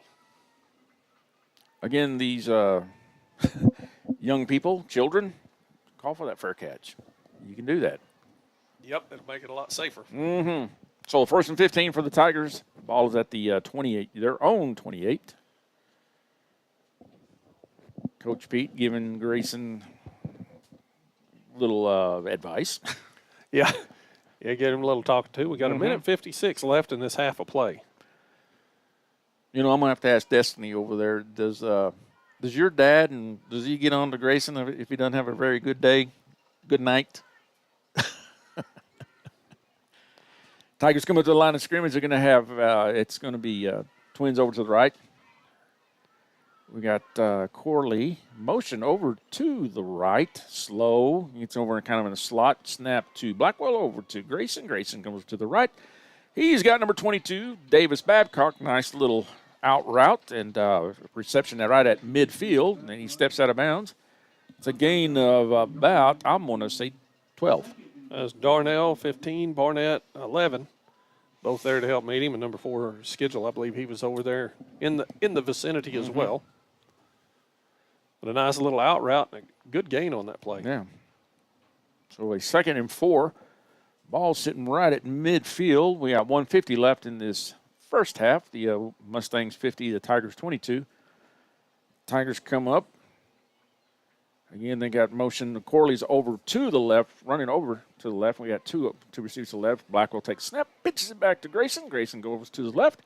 And he's got Trayson running right over the middle. And Trayson trying to put a couple of moves, but he's going to get met right at about the 30, just right inside, or right outside by the 35 and a half. That was 33, Michael Moore, number 2, Riley McElroy that made the stop, and they were in position the whole way. Yeah, it was enough for a Tiger first down. A quick snap and a nice quick throw over on the left flat again, and that's Davis Babcock. A nice throw. Out of bounds. Yeah, smartly thrown, or smartly stepped out by Davis. Minute 19 left in the half, trying to maximize their clock. They don't want to leave too much clock, though. No. We've already seen Wildorado can strike quick. And we've got all 3 timeouts. So we could stay in bounds and utilize some of that. Ball sitting at the 9, so it's a 2nd and 8. Tigers come up. We're going to be in a slot spread. 2 to the right, slot to the right. Black will take a snap. Grayson runs over to the right, now runs over to the left, and he's got an open field. And he's looking, there's number 5, Bryson Shuck, and he gets the ball, brings his feet down, and stays in bounds. And he's got it down to about the, let's see where the refs are going to mark it. This time they're going to show at the 15. It looked like he was close to the 10. That was number 33, Michael Moore, there to make the stop. And yep, that's enough for another Tiger first down. That's a 1st and goal. Ball sitting inside the 15, so. They call a timeout? They must have said he was out of bounds. I guess so. I thought they called. That might be what moved back. Yeah. Tigers twins to the right, slot to the right. Corley motions over to the right, snap to Blackwell, back to Pete. Grayson over to the right. Scrambles, and goes there. And there's Grayson Corley over on the left. He come across all the way across the middle. Caught the reception. He goes just inside. Let's see. Where are they going to mark him at? About the 6 now. Number 3, Washington. Number 5, Iller there on the stop. So moving Trace and moving him around as a little success for the Tigers. Looks like the ball is at the 6. Of course, he went out of bounds, so it stops the clock. We have 57.9 seconds. And every snap is going away from Bronx Johnson, number 88, putting the pressure on, and they're buying a little more time for Pete to get the throw off. So Tigers twins to the right, slot to the right. Blackwell snap, pitches it back to Pete. Pete throws it over in the middle, and that is Trace. Nice catch up in the middle. And he was trying to cut up the middle, but it looks like he's going to get stopped right at about the 3. Just a solid bit of tackling. Wildorado hasn't missed many tackles or allowed, many yards after contact. Yep. And that's definitely playing through. Yep. So we've got, I don't know who's calling the timeout. I think the Tigers are. Let's see. We'll hear from the ref. Wildorado, 2nd of the half. Wildorado's trying to save some clock. Yeah, okay. So quick timeout. And, again, we need to thank some more of our sponsors. Thank to all you guys. The Groom and McLean's News is your news of record. Contact Miss Macy Sater at 84 Broadway. We're at 806-248-7333 for the Groom and McLean News. And I hear that Macy Sater has one heck of a guy that writes up her sports column for her. And he tends to throw music in there. I don't know what the heck that guy's thinking of. So, but well, he's not normal. I do know that. Apparently not. Sherwood and Sherwood Law Offices, they've been assisting people of Carson County for years. They can take care of your family law, probates, and wills. Sherwood and Sherwood Law Offices in Panhandle. So thanks to Scott and Cho Sherwood there. Appreciate you guys. Ollinger Farms, Mr. Kelvin Ollinger is really, I tell you what, you talk about a big supporter of us. Kelvin, he gets to watch his grandsons play, but yet he's still watching the Tigers play on his mobile device. So we appreciate Kelvin. So 3rd and about 3, Tigers this time. Jay Gunn. We have a flag. I don't know what's going on, but Grayson's running over to the right. He's got some room, ducks his head. Oh, and he does. They stopped him short. Yeah, that's a big hit by Washington. Yeah, but we got a flag on the play. Let's see. Way in the back. Referee is pointing. Illegal substitution on the defense. Ooh, 1, 2, 3, 4, 5, 6. They got 7 out there. No wonder. That's why they was able to stop him. There you go. I'm starting to look. I said, aha. Well, it worked. It did. It was a great defensive play. I mean, you're that close to the end zone. What's half the distance? No kidding. So it's they almost need to decline half the distance to the goal. Repeat 3rd down, and we have a timeout. Groom, it's their 1st of the half. All right. So with that, we're going to take us. .com. Come to G&J Truck Sales for all your trucking needs. G&J Truck Sales is here for you with brand new trucks, pre-owned trucks, accessories, and more. Come see us at G&J Truck Sales on I-40 in Groom, Texas. Give us a call at 806-248-7007. G&J Truck Sales supports the Groom Tigers. Sandra Ann's in Groom is the place to get your official Six Mania apparel. Sandra Ann's can make custom game day t-shirts, sweatshirts, hoodies, and an extensive line of joggers. And for the ladies, Judy Blue jeans along with clothes that are soft and comfortable. Check out Sandra Ann's on Facebook and Instagram to place your order. Sandra Ann's in Groom, the official home for your Six Mania apparel. And we're back with you. Groom Tiger football taking on the Wildorado Mustangs tonight. We've got 37.9 seconds left in this half of play with Wildorado leading 50-22. The Tigers right on the doorstep of the end zone. Yeah, the Mustangs were called for illegal substitution the last play when they stopped Grayson because they had 7 players. Yeah, made a pretty good stop with all 7 they did. So, Tigers going to come up. They are going to be finally running their tight left. set. Here we go. Tight set. Pete's under center. Takes a snap. It's a quick handoff to Grayson, and Grayson, it punches it in for a touchdown. That wasn't to Trayson, wasn't it? Yeah, Trayson, I'm sorry. Yeah, Grayson, Trayson, Bryson. Too many sons. It's kind of like my 3 sons, but nice little run by Trayson Corley. Brings a score 50-28. We have 35.3 seconds left. That is a wood flying touchdown, and number 13, Deacon Saucedo, getting ready to kick the Brumley Insurance extra point. Snap, hold, kick, up, no good. Yeah, you that can ain't already be tell no that. good. Yeah. It doesn't have the distance. No, just a little outside. So, we're going to take us another quick timeout. Groom Tiger football here on SixManiaSports.com.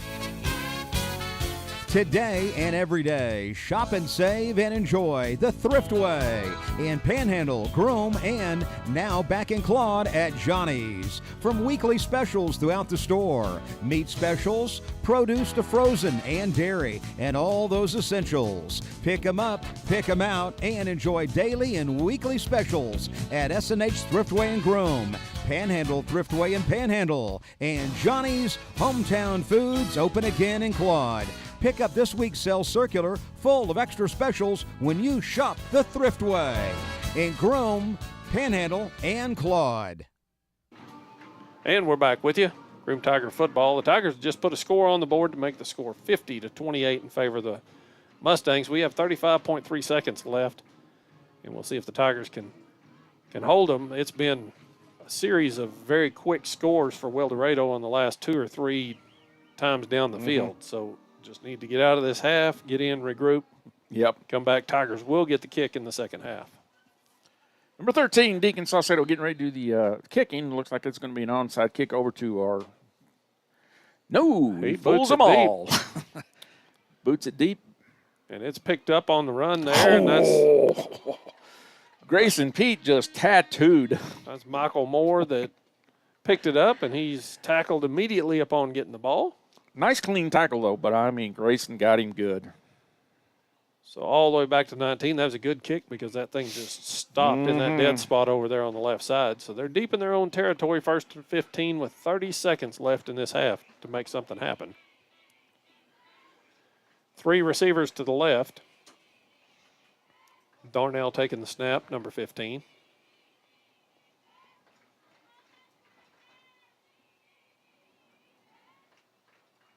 Looking to the left, he fakes the throw.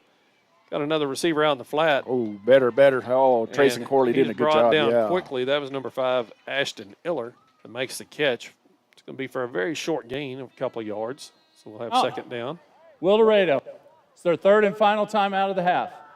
Okay. So Wildorado's trying to make something happen before halftime with this last 22 seconds. But, again, let's thank some more of our pharmacies. Panhandle Pharmacy, they can take care of all your pharmaceutical needs. Give Mark Land a call and his crew.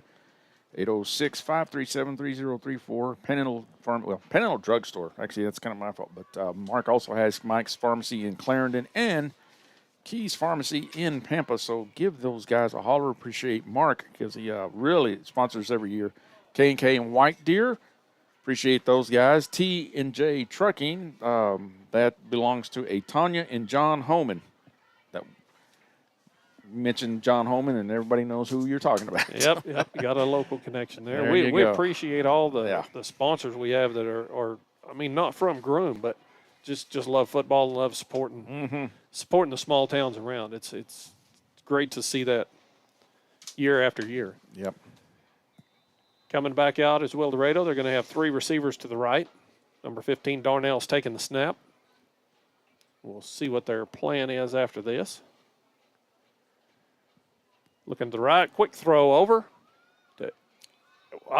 He's busting over the right side. He gets out of bounds. That was Cole's schedule. I was just kind of shocked that he got that much out of it. I know. It was like nobody was on him. It was just a flanker screen over there or wide receiver screen. And he scampers all the way out to the 36-yard line of the Tigers, 14.9 seconds left. They're going to do 3 receivers to the left this time.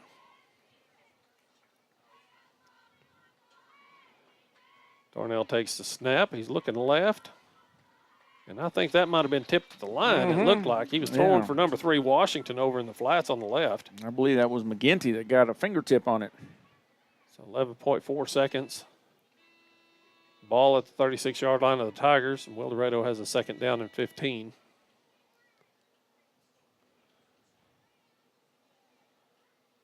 Getting direction from their sideline. They've got a whole slew of guys giving signs over there. Try and pick that one off. 3 receivers to the left. One of them is actually in a kind of a tight set there on the line. Motion left to right with Iller. Snap back to Darnell. He's looking up the middle of the field. There's McGinty. Pressure. Yeah. And he makes a nice little throw, and that's to Albrock.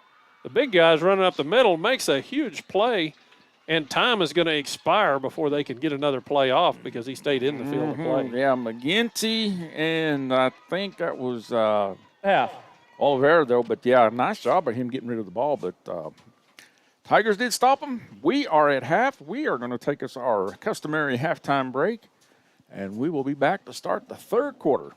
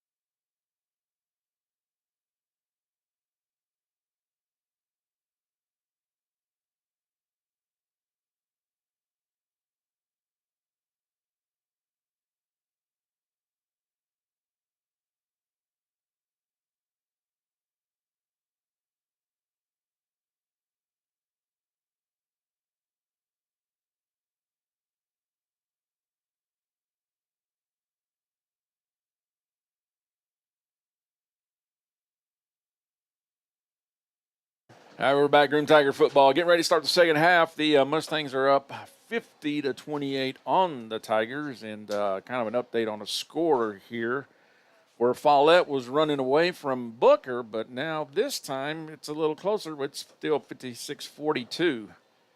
And we got a good game over there in Lipscomb County, the championship game, I like to call when two teams meet in the same county. I was wrong on that. I thought we were getting kicked in the second half, but I forgot they deferred. Oh, that's right, we took the ball. Yep. Yeah. So number 13, Deacon Sausalito getting ready to kick off. It looks like it's going to be an onside kick, which it is. Sure enough. Bounce, bounce, bounce, and it's touched early by the Tigers. Yep. Number 14, DeJuan Brown picks it up.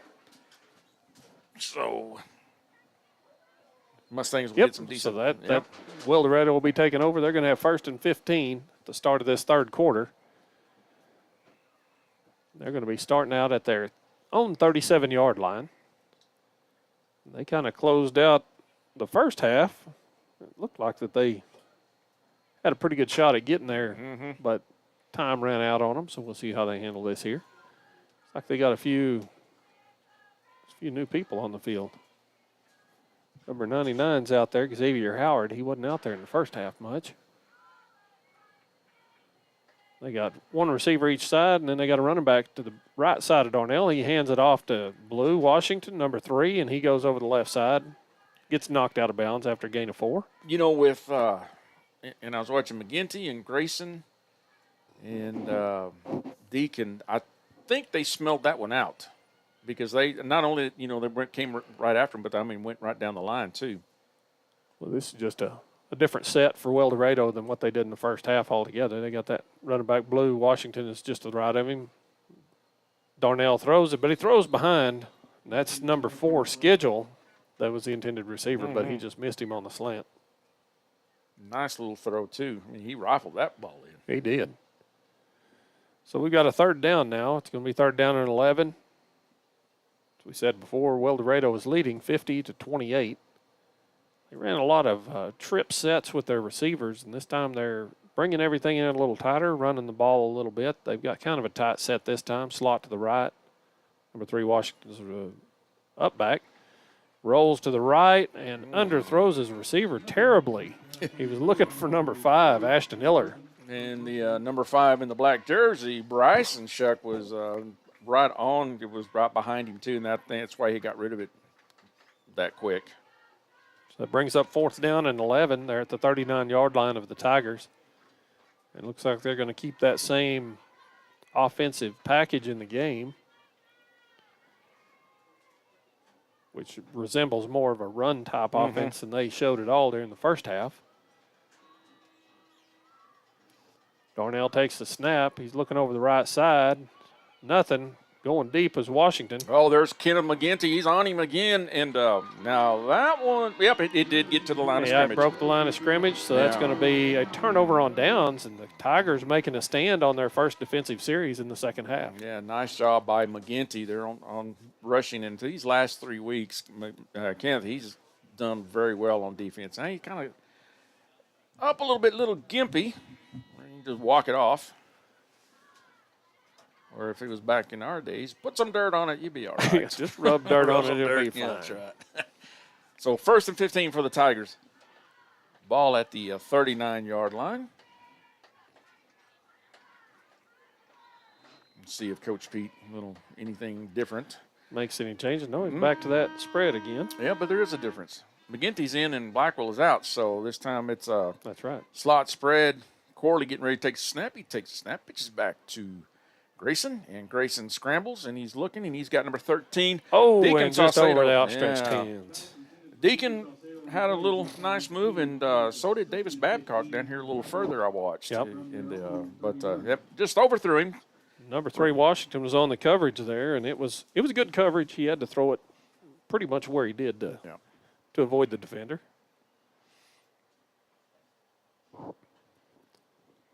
So, the only change is, like I said, McGinty's in on offense and Blackwell is out. 9:34 clock stopped in this third quarter. Tigers going to go up to the line of scrimmage. Looks like they're going to be in a slot spread, 2 over to the right. This time McGinty is going to be the slot man. Corley takes a snap, pitches it back to Grayson. And Grayson brings the ball down, and he's looking. He's looking for number. And he underthrew. Oh, underthrew. Oh, yeah, my goodness. Very lucky. Very lucky he avoided an interception on that. I think he was looking for McGinty. McGinty was open behind everybody, but like you said, he underthrew it, and very fortunate. Number 5, Eller, it just went through his hands. It was underthrown by about 7 yards. They were running a zone back there, and he had split it, got behind him, but he was trying to throw across his body. He was moving to his left, throwing to his right. Yep. Tigers come up, line of scrimmage. They're going to be in the trips over to the right. Corley getting ready to take the snap. Takes the snap, pitches it back to Grayson. Grayson comes over to his left. Now he dumps it over to a little too much there for Trayson. That was a hot throw right there. That was. I don't think Trayson was ready for it, honestly. Didn't look like he was. So it's 4th and 15 for the Tigers. Well, you know, those of you that have been following us along, especially with Coach Pete being here, he does not punt. No, there's actually very few that do. Yeah. Most everybody just goes for it. You know, if you had a nice field goal kicker that could kick from the 40, then, you know, might go ahead and go for that 4 points. But yeah, let's try that. I still want to see that. One of these days, somebody's going to kick it. Somebody has got to. They've got to. So, Tigers trips over to the left. Corley takes the snap. Back to Pete. Pete scrambles over to his right, dumps it over to Corley, and Corley's got some room, and he puts a move. Yeah, they're going to catch it. But, nice little break. He did make a nice move. Yeah, and finally got over on the right side. I did not see – I don't know if that was Michael Moore ended up making the tackle. Somebody was over there, made a nice block to spring that to the right side. Thinking it might have been McGinty. Here we go. Watch on the replay. We come see it over here. Corley taking Yep, it was Kenneth. It was. That was McGinty. Nice little block. It was nice. I thought he was going to be stuffed up in there. There was 4 of the Wildorado guys right there, and a bunch of the sideline over there is very upset. Yeah. Because they knew they had him boxed up, but he managed to get out of it. Yeah, nice little 19-yard scamper by Corley. Tigers again come up, spread, and they got 3 over to the left. Snap this time to Pete. Straight up run. Yeah, and that's Trayson going over to the left side in a nice little run. Maybe 5 on that play. I'm going to bring up 2nd and 10. This time the ball is sitting right inside the 15. Call it inside the 14. They can still get a first down. They get inside the 3, I think, or inside the 5, it looks like, yeah. So nice little adjustments here that Coach Pete has made here in the second half. Both Coach Pete and Coach Stevens on defense. Tigers come up. They're going to be in a slot spread. Saucedo will be the slot over to the left. Snap to Pete. Dumps it over. Oh, Trayson just wide open over the flat. That, nice little move. And he didn't stick around to block or anything. They're going to call horse collar or face mask. One of the two. That's going to be a first down and half the distance to the goal. We'll see what the final call is. But, yeah, Trayson was left wide open over there. No, I don't know what they're going to call. He had hold of the back of his helmet. Mm-hmm. I was watching the replay there, and he had him wrapped up both sides on the back of his helmet. It wasn't a face mask. Yeah, but kind of I think that's what he's saying. Yeah. So we're going to wave the flag off. Personal foul, face mask. Number 5 on Wildorado, grabbing an opening and pulling. Half the distance to the goal line. I never automatic first down. He had hold of the back of his helmet, so I'm not sure how that's a face mask. But no. I don't know who's making that noise. I don't know where that's coming from. Oh, I see it now. Oh, there's a little horn right here in front of us. That's what it is. It's a new set of downs here. Yeah.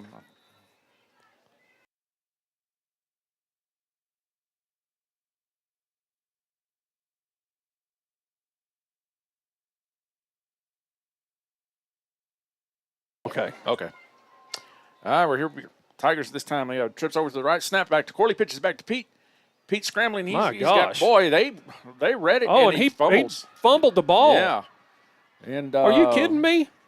Nope.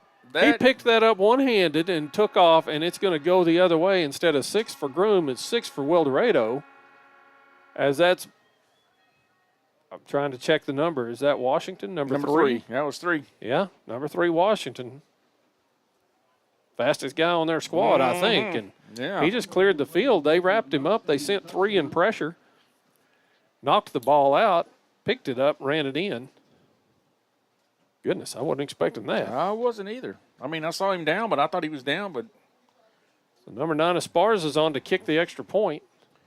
A white hat was right there on it. So. Yeah, he was. He was there. Yep. Snap, hold is good. Kick is up. Kick is once again good right down the middle. Add 2 more to that total, 58-28 in favor of Wildorado. 7:50 left in this third quarter of play on just quite a change of events there. Tigers looked like they were about to punch it in. Yeah, little change on the offense. Yeah. And, we thought, well, here we go. But, Yeah, so we'll take a break, and we'll be back with you at the kick. The innocence of youth. Is there anything any better? But soon they'll be in high school and facing all the same challenges you faced. How to make friends, how to fit in, how to be cool. We want our children to have everything they'll need to live fulfilling and productive lives. Make sure the kids in your family are among the more than 12 million participants in America who take part in high school sports or activities. All right, back Groom Tiger football. The Mustangs have gone down there and scored, makes it 58-28. There's the onside to the right. Yep, Grayson picks it up, goes over the left, and he's down the sideline, and they're going to escort him out. Same thing he did before. He tries to run down that sideline. Mm-hmm. Scored that one time doing it. Brings the ball down to the Mustang 35, and that's where the Tigers will take over first in 15. 7:47, third quarter. Mustangs up 58, Tigers 28. And we got a rule clarification on that face mask. So it was a face mask. Anytime you grab anything on the helmet and pull or twist, it doesn't matter if it's the back of the helmet, the ear hole, or the face mask, they're going to call it a face mask. So thank you, Garrett, for giving us that info. Nice having that Wikipedia reference over here. So, yeah, we do appreciate that. Tigers come up first and 15. This time they're going to be in a tight, looks like a tight diamond spread. Blackwell is back in. Snap to Grayson, and Grayson looks for number 5. Oh, nice. He's trying to find Grayson. Again, he had his shadow on him. Michael Moore, number 33. Yep, little fake handoff to Blackwell and was looking for Bryson, but just a little too much. Going to bring up second and 15.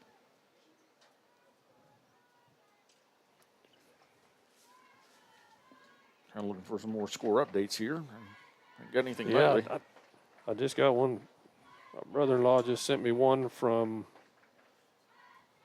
the end of 3. Panhandle is leading 41-7 over Wellington. Wow. I think. Let me see if that's current. Oh, I missed it. That was about 15 minutes ago. All right. Tigers, diamond spread 2 over to the right. Blackwell and Corley. Corley takes a snap, pitches it over to Grayson. Grayson runs over to his right. And he brings the ball down. He's got plenty of room, got some blockers, and is going to get out of bounds. Referee says out about the 27-yard line. So nice little scramble there by Grayson. So we're going to bring up a third and about 8. And that was Washington 3 that knocked him out. But I'm watching the way that they're playing their defense. They're not giving him that backside anymore. They're bringing one of their players over to whatever the offside of the ball is, and then just working to contain. Snap to Corley over to it's on the ground. Grayson, and Grayson picks it back up. Now he's looking. He's got number 13, Saucedo. Nice reception over on the left side of the field, and great. Saucedo took 3 Mustangs down to the 2-yard line. They were busy trying to strip the ball instead of trying to tackle him, and he ended up getting another 8 yards out of that play. Yeah, hang on for the ride, Deacon. Yeah, here we go on the replay. There's the 1, there's the 2, and he's still running, and down he goes. So it's a first and goal for the Tigers. Ball at the 3-yard line. Pete is under center this time. Quick little handoff. Tight. Yeah. I don't know who they handed off to, but he was stopped immediately. Well, Grayson came up with the I'm not sure I don't know if that was a fumble. I don't know. I couldn't tell. So as a second and goal, ball is sitting at the 3-yard line. Yeah, I'm not sure what happened on that. It looked like Corley was running off to the right side, and I thought he was getting the handoff. Tigers again are going to come up. It's having a strong right. Pete is under center. Takes a snap. Quick, nice little throw over to McGinty. Yeah, I fooled every one of them. He faked it. Thought he was going to give it to Corley, and McGinty was able to scamper out over on the left side and in for a Tiger touchdown. Just a little dump pass there. Yep, nice job. That is a wood flying touchdown. Brings the score to and we really 58-34. Need these 2 points. So Deacon Saucedo in for the Brumley Insurance extra point.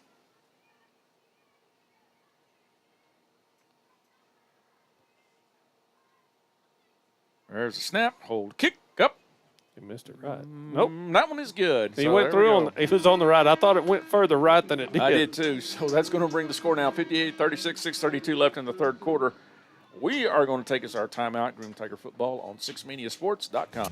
You can trust Mike's Pharmacy on Highway 287 in Clarendon to fill your doctor's prescriptions accurately and quickly. With owner Mark Land and pharmacist Brandon Frausto. Walk in, drive through, or request local delivery. A pharmacy filled with over-the-counter medications, medical supplies, and a staff that's totally dedicated to you. Call 874-3554. Mike's Pharmacy in Clarendon. With owner Mark Land and pharmacist Brandon Frausto. A real commitment of excellence to you and your family.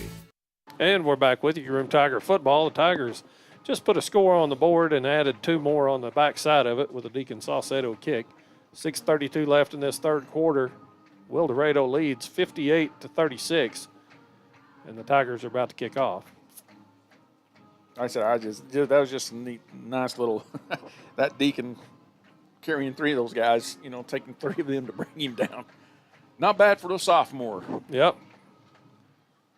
And keep your feet moving. A lot of good things happen. Yeah, that's true. So Coach Pete kind of giving Deacon a little advice, see how he's going to kick it.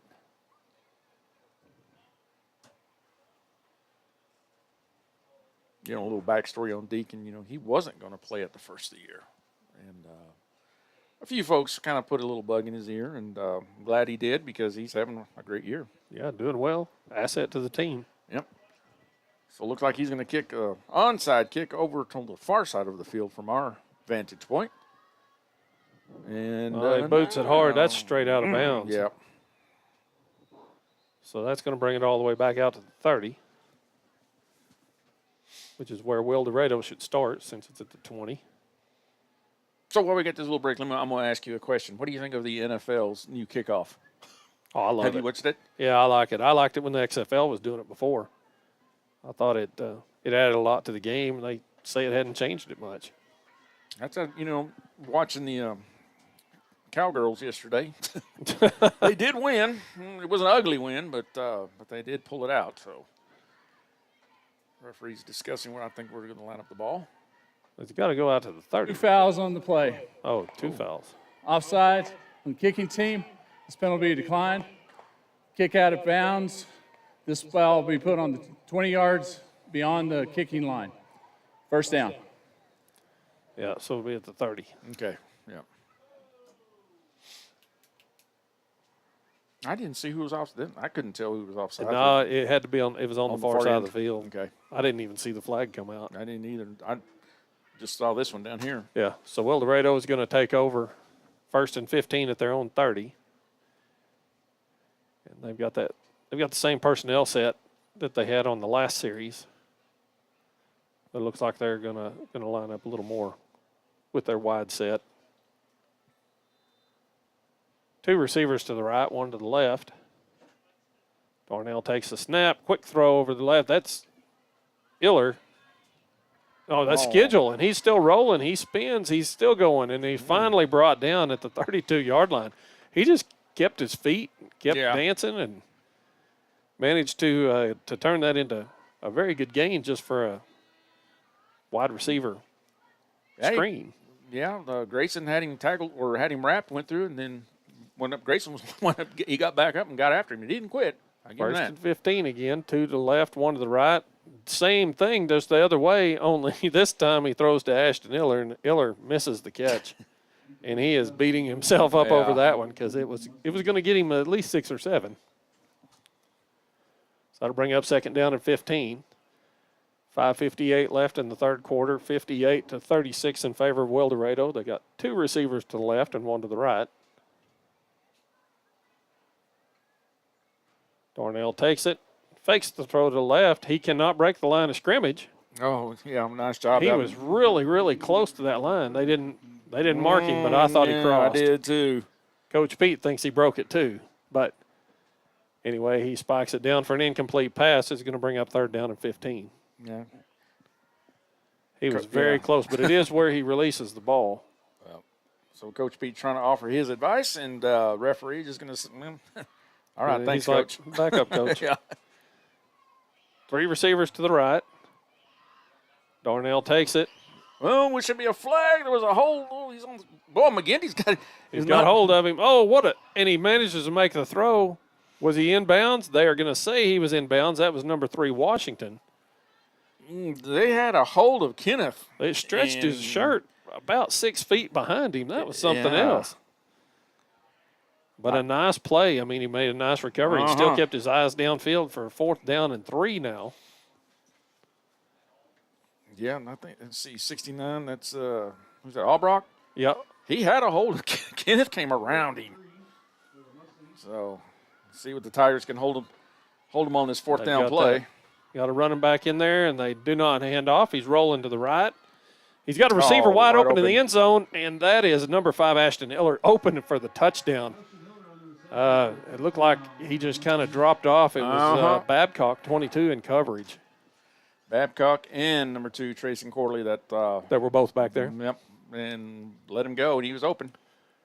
So that's going to put another score on the board for Wildorado. Coming out to kick, number 9, Esparza. She's getting a workout tonight.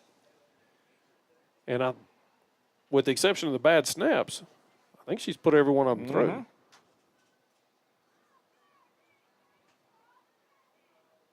Snap is high. Oh, a little high. He was going to try and put it on the ground. Yeah. He didn't. He's got a receiver in the end zone, and it throws in, but there is a flag on the far side. It's not going to be good. It's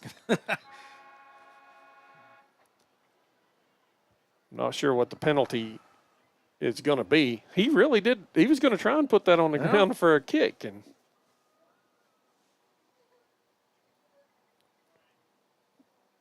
offsides.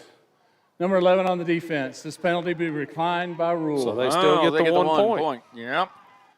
Offsides on Groom results in 1 more point being added on. 5:40 left in the third quarter play. It's not 66. Is it 65? Should be 65, yeah. 65. Yeah, 65-36, and we will take a break and be back with you at the kick. The Groom and McLean News is locally owned and operated. Local and state news that affect our communities. For a yearly subscription, 51 issues mailed to you or emailed. All major credit cards are accepted. Located in downtown Groom at 84th Broadway, off of Old Route 66. Get your copy, see the latest news and the best deals. The Groom and McLean News, your news of record. We're back, Groom Tiger football. The Mustangs have gone down there and scored, and then with the high snap, we're able to get the 1 point extra point. Brings the score 65-36, 5:40 left in the third quarter.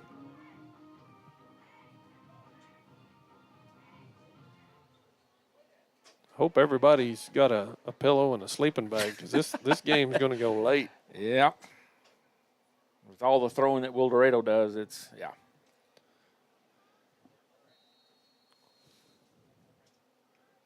Strong onside kick there. Mm-hmm. Grayson picks it up, going down the left side, still in bounds, ducks his head, and he's going to get stopped right inside about the 36-yard line of the Mustangs, and that's where they'll take over 1st and 15. Let's see here. We've got to get a couple of stops to close this gap, which I realize the game's not moving real fast, but still. You need some turnover on downs or some good defensive stops. I just got a picture from one of our photographers, Adrian Luna, Panther Creek player, They've called the game at 12-0 right now. They've got a helicopter on the field. That's not good. Not a good thing. Snap back to Grayson. Grayson pitches to Trayson to Grayson. Okay, like I said, these sons, I'm going to get it one of these days. McGinty made the catch. Nice catch by McGinty from Grayson. He was met straight up after the catch. But a nice little gain. Looks like a gain of about 7 on that play. And the ball is going to be marked at the 28-yard line of the Mustangs. Tigers come up and going to be in the slot spread. Snap back to Corley, back to Pete. Pete coming over to his left. He brings the ball down and just ducks his head. And I'm not sure what the penalty is back here. That was a little late. I don't either. Yeah.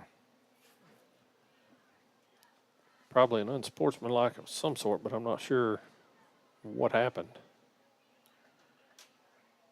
Wait for the white hat. We'll get the final call. Where's the white hat? Yeah, where did he go? He's talking to the black hat in the middle. Okay. So it looks like it's going to go against the illegal contact or yeah. So it's a first down for the Tigers. Yeah, we lost our ref. our mic'd up ref. I didn't see him run off the field. I don't know what's happened. So if they accept the penalty, it's from the spot of the foul, not from the end of the play.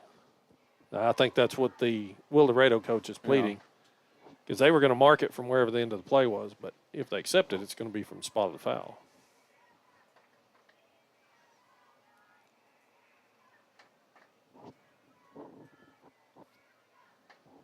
Well, we've got a powwow going on. Yeah. A penalty and a missing referee. We don't know where he went. So we got 4:55 left in this third quarter of play. It looks like they've about got everything sorted out. They've moved the ball down to the 24-yard line of Wildorado. So that's a second.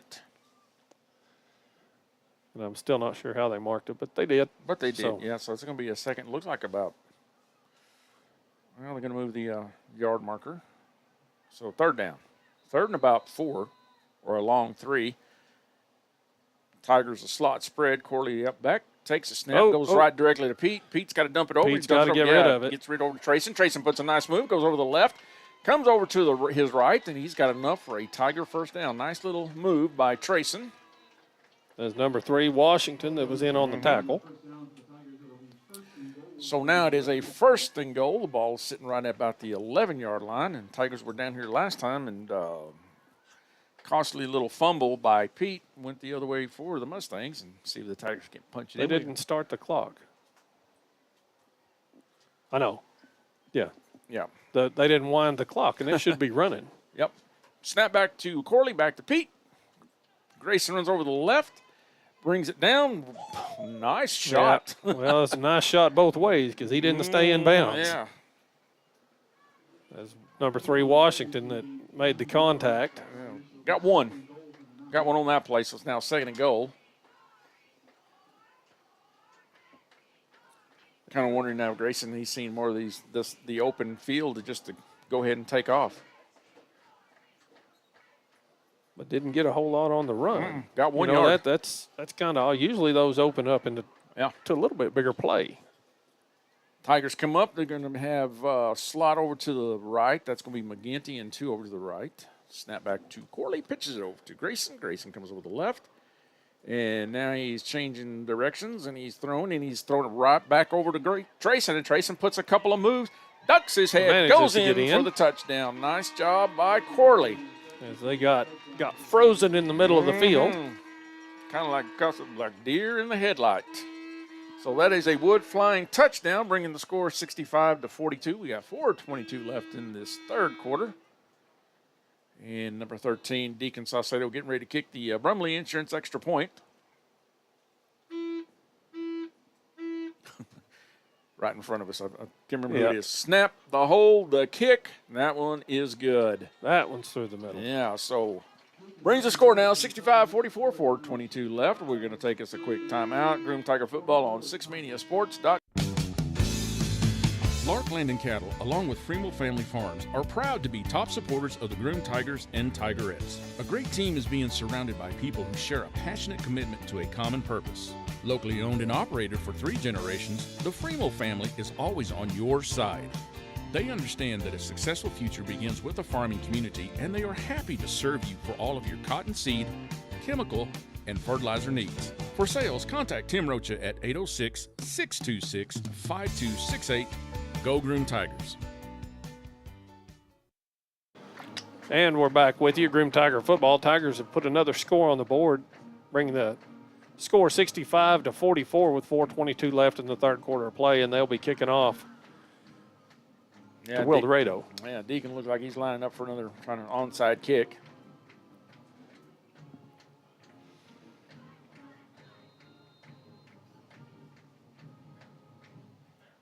Yeah, Wildorado's anticipating. They've got 5 up. This is a little better. To the yeah, side. Here we go. And smartly just dropped straight to the ground. Yeah, number 5, Ashton Iller, that wasn't going to take the hit. And smart by McGinty, just taps him and goes over, because instead of just coming down and putting a hit and giving them 15 extra yards. Yep. So that'll bring, they're going to be starting the 32-yard line, their own 32 is where Wildorado's going, 1st and 15. They're going to go 3 receivers to the right.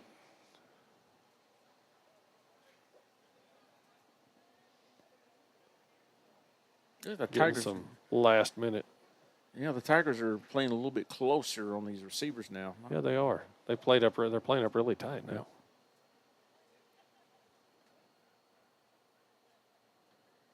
Snap to Darnell. He throws quick out.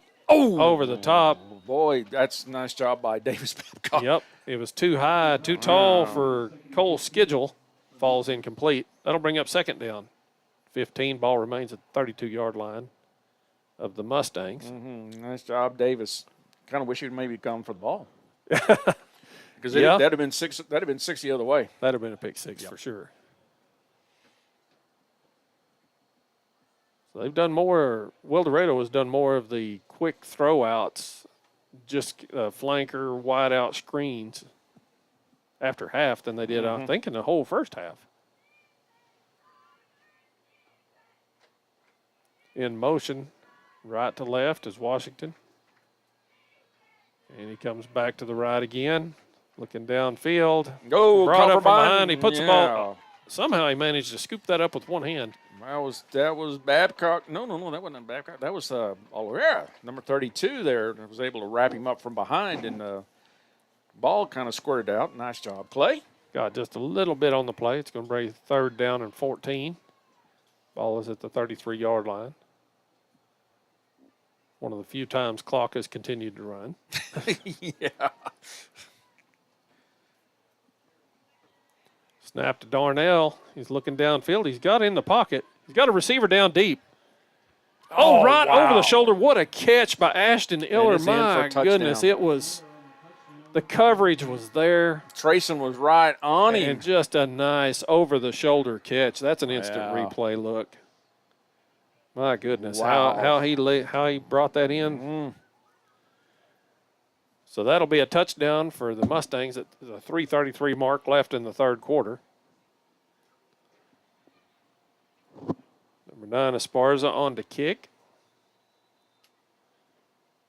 If they could get that snap down, I think she'd probably make almost every one of them that come through. But snaps have been a little bit problematic. Good snap. Ball's down. Kick is up. And it's good. So that's going to add 2 more to the total. It's now 73-44 in favor of Wildorado. And we will be back with you after this break. Man, I loved playing high school sports growing up. And it's fun being a fan now, don't get me wrong, but sitting in the stands feels like I'm missing out on all the action, you know? I wanted to get back in the game. So I signed up to be a high school official. It takes me back to my playing days. I'm supporting students, and I get paid to make the big calls. Do you want to see the game up close? Sign up to become an official in Texas at highschoolofficials.com. However, back Groom Tiger football, the Mustangs have gone down there and just scored. Nice little throw and catch. A long strike all the way from the 32. And good coverage. I mean, there was nothing bad about the coverage. It's just nothing a could be great done throw. on that. The coverage was there. Yep.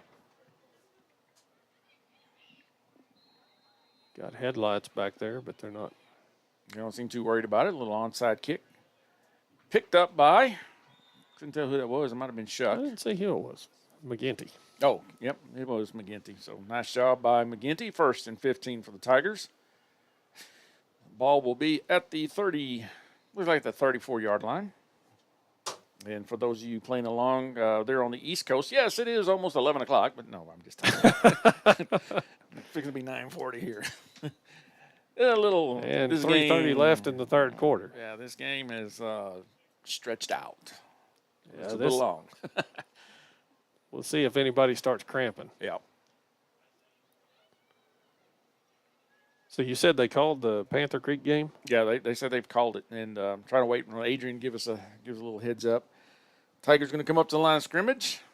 They've got 3 over to the left. Corley get ready, takes the snap, pitches over to Grayson. Grayson comes over to his left, dumps it over to Deacon. Deacon was left wide open over on the left side, and he tries to clear the field. Yeah, and he does. He's going the wrong way, but he did get a few positive yards, so nice job. That'll bring up a 2nd and 11 from my vantage point. Yep, tried running cross field and trying to get a little extra. Just got caught by one Mustang. But he was wide open, so Tigers. Yes, again. he was. Tigers again. 3 over to the right, or to the left. Corley getting ready to take the snap. Takes the snap, pitches it back to Grayson. Grayson coming over to his left, and there he is. Well, same thing. He is left open. And a nice ball. He ducked his head, and he just run over a couple of Mustangs. And going to be close. Not quite enough for a first down. Yeah, he's going to be short just a little bit by about 2 or 3. A long 3. I'm going to call it 3. Ball is sitting at about the 33-yard line. Yeah, I thought it was a little further down, but that's where they put it. Yep. Clock, 2:20 left in this third quarter. This time Tigers will have 3 over to the right. Again, there is nobody on Saucedo. Look at that. Yeah. So snap. Doing the same thing again. And there he they're is, gonna do wide it again. open. Wow. And nice job. It goes under the Mustangs, and he's got enough for a Tiger first down.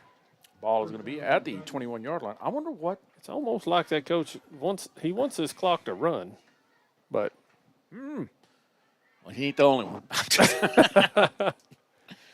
All right, let's see here. And once again, they didn't start the clock. So we're sitting here like it's a dead ball. Yeah. Tigers come up. 3 over to the left this time. Again, Saucedo, nobody's covering him.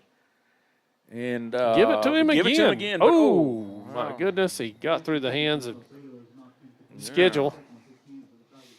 I'm wondering. There's got to be something going on. Oh, these guys just don't know what they need to be doing. They're not white hats, and I can't believe the Wildorado coach isn't screaming. I don't blame Pete for not screaming. He needs all the time he can get. And really, I mean, from just watching him, I mean, I don't think Grayson needs to scramble over to that side. I mean, no. he can just stop and throw. Yeah. Because here we go again. Look at that. Left. There's nobody covering him. Snap. Brings it down. He's got some room. Nice job. He comes over to the left, and he's going to get out of bounds. Yeah, he might have another first down for the Tigers, and if he does, that's going to be first and goal. Looks he's going to be about really close. About 2 yards short from our vantage point. Well, long 2, short 3.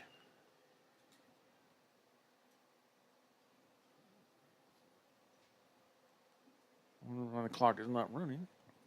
That was an out of bounds. He did. He was out of bounds? Okay. Yeah, all he right. stepped out on that one. So 3rd and about 3. Tigers, again, 3 over to the right. This time McGinty's open. Yep. Pitch over to Trayson. I think this was a run all the way. Yep, it was. And they sniffed him out. Yep, yeah, they had sniffed that it one out. Figured. So Corley's going to get dropped for about 3. So it's going to bring up 4th and about 6. Oh, I thought they had the first on that last one. But No, they didn't. Shows how much attention I was paying. I guess I'm in that waiting for that fourth quarter. We're in the sleep fourth zone. Quarter funk. Yeah, sleep zone right now. Yeah. And for those of you who want to know, Tim and I were out early this morning working out, so that's why we're tired. Tigers come up to the line of scrimmage. This time they'll have 3 over to the left. Corley getting ready to take the snap. Pete back. Snap to Corley. Back to Pete. Pete comes over to his left. Looks over towards the end zone. I was going to say they read that one. Yeah, they did. He was looking for number 22, Davis Babcock, and the Mustangs did a good job sniffing That's that number bad boy out. 15, Darnell. He come across. He saw it happening in the middle of the field. There was a big slug of people right in the middle. Kind of a dangerous throw, but that was why the number 5, I think that's who it was, Iller was standing there, and he didn't pick it off. Yeah. Which he should have because they'd have got it at the 20. But, smart play on a fourth down. So they're going to take over at the 12-yard line. Wildorado will start there, 1st and 15. Turnover on downs. They got 2 receivers to the left. Darnell takes the snap. Quick throw over the left side. Kind of sidestepping, getting through. Gets about 13. That was Iller, number 5. That was Oliveira and Pete over there on the tackle. Clock continues to run. Like we say, we haven't seen that a whole lot, but it is still running. 24 seconds. I don't know if they're going to be content to let this run out or if they're actually going to try and snap it, but I think they've got enough time left that they're not going to. I think so. Yeah, they're not going to have a delay a game on this. So they have a 2nd down to start the 4th quarter, deep in their own territory. And there goes the buzzer. So score of 73-44 in favor of Wildorado right now as we're going to start the 4th quarter.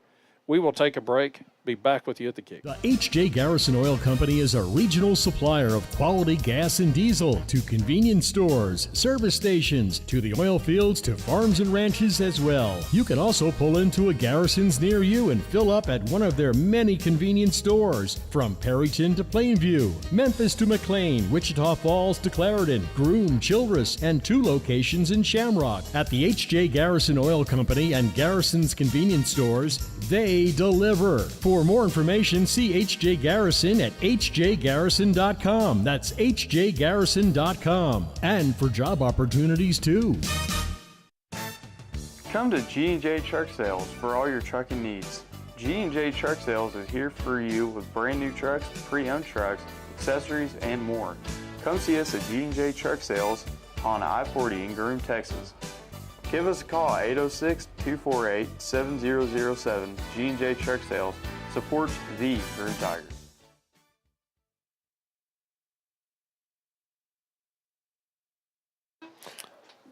And we're back with you. Groom Tigers playing the Wildorado Mustangs tonight. Wildorado has taken the ball over on downs on the last series. They're going to have a 2nd down and 3 coming back the other way. They lead 73-44 and have just had a lot of success on the deep pass, just on the quick strikes. And a couple of miscues by the Tigers as well, but still 10 minutes in this game, which means we've got an hour and 15 left. So it's been a slow moving one. There's a lot of passing going on. So. Yeah, this game is drawn out. It's been long. So Wildorado's coming up. They've got 2 receivers to the left. Darnell takes a snap. Fakes a quick throw, throws long once again, overthrows Blue Washington, number 3. But he was there. He had blown past. Looks like Grayson Pete was in coverage, but and I hear that name, Blue. All night I've been thinking there's a song called Midnight Blue, and that's if the game goes away, it is, and we'll have Midnight Blue. Yes, we will. It'll definitely be midnight, no doubt. So that's going to bring up a 3rd down and 3 for Wildorado. They're on their own 25-yard line. Trying to get some updates, and I don't have anything right now. They've got let's see, Washington, number 3, is in the backfield. Receivers both sides, fakes the handoff. Oh, and it's almost picked off. Oh, yeah, nice job on McGinty there, the pressure, but yeah. Yeah, that was Shuck that was right there. They were trying to throw to Washington right over the middle, and he got one hand on it. Yep. Hey, they actually kept the clock running, it looks like. No, they didn't. It's supposed to be dead this time, so that makes right. Yeah, wishful thinking. It's going to bring up 4th down and 3. They're on their own 25-yard line, Wildorado is. And so far tonight, they've made more conversions on 4th down than they haven't. I think they've only turned it over on downs a couple of times. And several, I think 2 or 3 of their touchdowns have come on 4th down. They're going to come into a tight set here. Well, tight for them. Snap to Darnell. He puts it on the ground. He picks it up. Oh, what nice a catch. My nice, goodness. Nice one-handed catch. And Washington just made a grab there on a pass that was not on line. That's going to give them the first down, though. Yep. Yeah, nice little one-handed grab. Miscue on the snap, picked it up, made a throw, and just to catch, everything went right. They made it out to the 32-yard line. They have 1st and 15. Clock's running, and I think anytime they have a clock running, their coach is probably going to milk that as long as he can.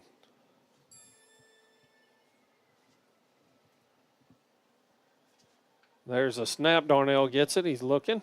He rolls over. He's catching a lot of pressure. Yeah, he's got manages to get it. He throws it, and he just kind of throws it away out of bounds. Yeah, smart play. Bryson Shuck came in there, and yeah. So my buddy Jason said that it's Midnight Blue by Lou Graham. I was wondering because I was thinking it's like something to do with Foreigner. Thanks, Jason. There we go. Yeah. So that's going to bring up 2nd down on the incomplete pass. They're still at the 32-yard line.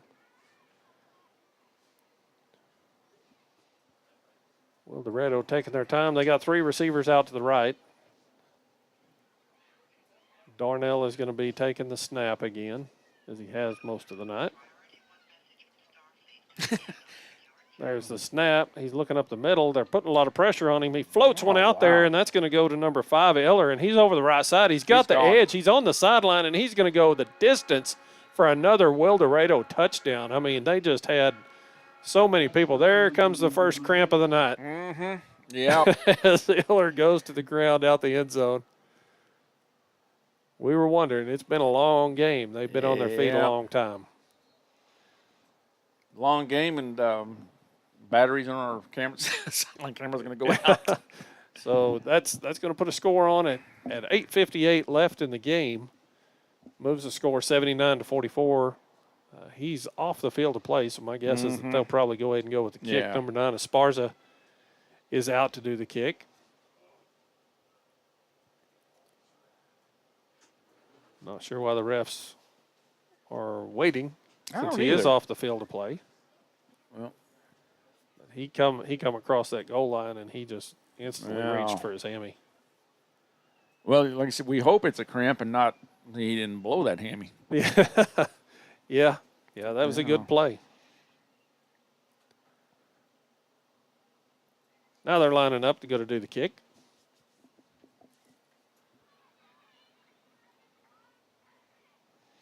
As we mentioned before, the holds have been the key tonight. The leg is plenty good. Snap, hold is good. Kick is up. Oh, she missed. Pushed it to the left. I spoke too soon. So it'll stay 79-44, 8:58 left in this game, and we'll be back with you in just a moment.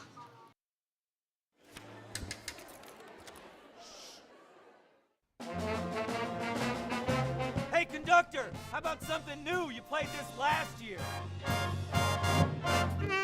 Come on, get your head out of your sacks. Shh, we're trying to hear. Well, I'm sick and tired of hearing your kid play the wrong notes. Where's my kid solo? At least you can see your kid. Why is my kid stuck way in the back? The conductor only plays his favorite. My kid heard that solo. You see like it? Yeah. We're back. Groom Tiger football. The Mustangs have gone down there and scored, and the young lady, Miss Esparza, she missed. Yeah, she missed one on a good set. That's no the first kidding. one of the night. No kidding. And here comes the kick. It's going to be onside. It's sharp. Yeah, picked up Blackwell, and he fumbled it around, but managed to scoop it up. Yeah, good thing. Good job that Kenny was able to get it. Kenny, the pinball wizard. And for those of you playing at home, the way he hits and gets knocked around and he doesn't stop, that's why I told him, I said, I'd mentioned to him that this afternoon, so I'm going to call you the pinball wizard by the who. He goes, who? I said, that's right. Who? Yeah. So 1st and 15 for the Tigers. The ball will be sitting at the 28-yard line, about the 28. 8:55 left in this game that has gone a long time. A long time. This time, Tigers going to come up in a spread, and they got slot over to the left. That's Salcedo in the slot. Snap to Pete, throws it over to McGinty. McGinty is a quick grab, and yeah, they closed on him quickly that time. They sealed up the side, but that's not the same play that we were running where he was standing open for 6 plays in a row. So it's a gain of 4. Bring up a second at about 11. I hope that White Hat referee's okay. I do too. I haven't seen him again. Yeah. Tigers again, same formation. Saucedo slot man over to the left. Snap to Pete. Throws it over this time. That is number 22, Davis Babcock, making a couple of moves, brings the ball down. And he is going to get dropped right just inside the 40. Looks like at about the 39-yard line. Michael Moore and Washington, number 3, were the two that put the stop on him. They seem content to let the Tigers make the short pass and then just try to contain them and limit the amount of yards they're getting. So they're not really playing up real tight on them. 3rd and 6. Tigers again, same formation. This time Saucedo is slot over to the right. Pete getting ready to take the snap. Snap, brings it over. He fakes like he's going to throw it, and he's looking for number Wide 13. There's Deacon right on. Yeah, nice job by Deacon. No coverage at all there.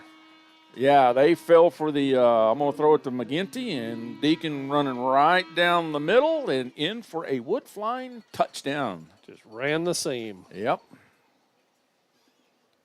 7:57 brings the score 79-50, and number 13, Saucedo, getting ready to kick the Brumley Insurance extra point.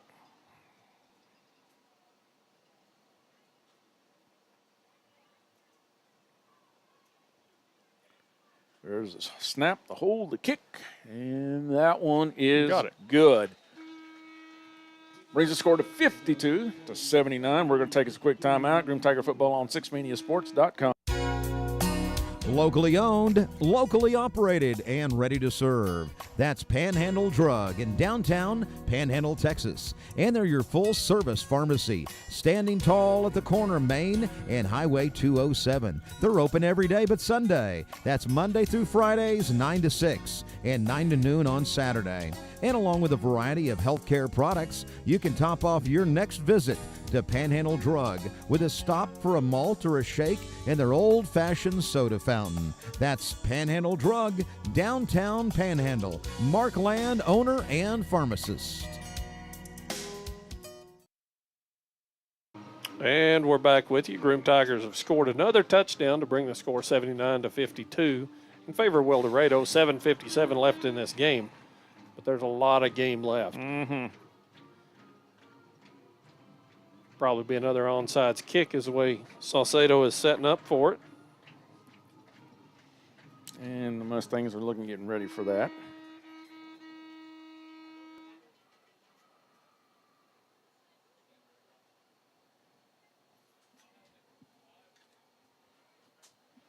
Here's the kick over to the right side, and it's rolling along. It's not going to go the required distance. So Wildorado will take over at the 39-yard line. They're on 39, have 1st and 15. You know, the only miscue of the game really that Wildorado has had so far was on that kickoff whenever they touched and the Tigers were able to cover. Yeah. Really not too many other bad mistakes that they've made. So fairly clean game usually leads to, well, you know, a good score. So we got 1st and 15, 39-yard line. Trying to decide how they're going to set up. They're going to have 3 receivers over to the left. Actually, 2 left, 1 right. Schedule switch sides and goes over to the right, number 4.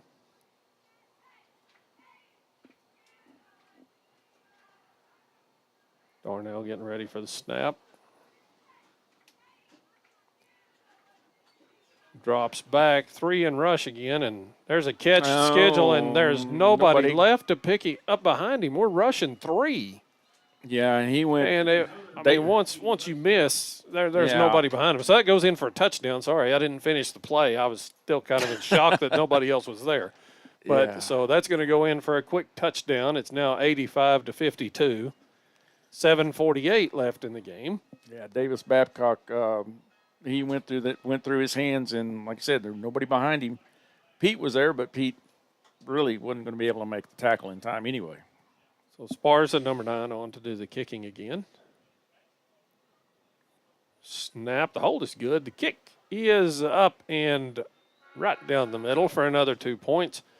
Now 87-52 in favor of Wildorado, and we will take a break and be back with you in a moment.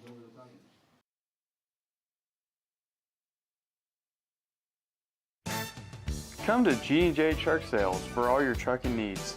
G&J Truck Sales is here for you with brand new trucks, pre-owned trucks, accessories, and more. Come see us at G&J Truck Sales on I-40 in Groom, Texas. Give us a call at 806-248-7007. G&J Truck Sales supports the Groom Tigers. Sandra Ann's in Groom is the place to get your official Six Mania apparel. Sandra Ann's can make custom game day t-shirts, sweatshirts, hoodies, and an extensive line of joggers. And for the ladies, Judy Blue jeans along with clothes that are soft and comfortable. Check out Sandra Ann's on Facebook and Instagram to place your order. Sandra Ann's in Groom, the official home for your Six Mania. And there's an onside kick, and it's quickly covered. McGinty just jumps on top of it. Yeah. And the Grim Tigers will take over at their own 34-yard line. Sending some message to some of our other broadcasters. Chad Black, who called the Follett and Booker game, and Follett came on top 70-50. They ended up winning the game. Yeah. That was unexpected. Mm-hmm. That one is the shocker. And I showed him what our score is and the time. And I will say this in Spanish. He went, Jesus. So for those of you that know what it means in English, that's what he was thinking. Tigers come up in the spread. Slot over to the right. That is Salcedo. Snap to Corley. Pitches it back to Pete. Pete going over the left. And he was thinking about throwing the ball, but brings it down, and he gets escorted out of bounds at about the 37-yard line. I didn't see who it was over there that I didn't got either. him. I think it was number 55. Let me dig out that right quick because that's a new number. Oh, now they're going to put it at 30. Maybe not. I don't see a 55. So 37 for the Tigers. Again, Tigers come up and spread. Slot over to the right. That'll be Salcedo. Corley getting ready to take the snap. Take snap, pitch it over to Pete. Pete coming over to the right. And he was looking. Oh, my goodness. Darnell just. Okay, now we got a flag because. Booted it to the ground. Yeah, they're going to call pass interference. Mm-hmm. On Shuck. Well, I can't say who was covering Shuck because he was mauled. It had to be number 33. That's been his shadow all night is Michael Moore.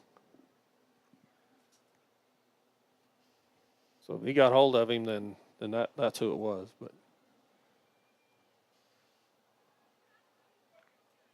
yep, pass interference. Which, in the big scheme of things, the distance of that throw, he actually saved some yards by not allowing the catch. Yeah. Because they'll just go 15 from line of scrimmage. I'm going to have to send a message. I'm kind of like you, Tim. I'm kind of worried what happened to the white hat. Yeah. I just, the fact he hadn't returned. Yeah. Wasn't a dehydration or something, maybe.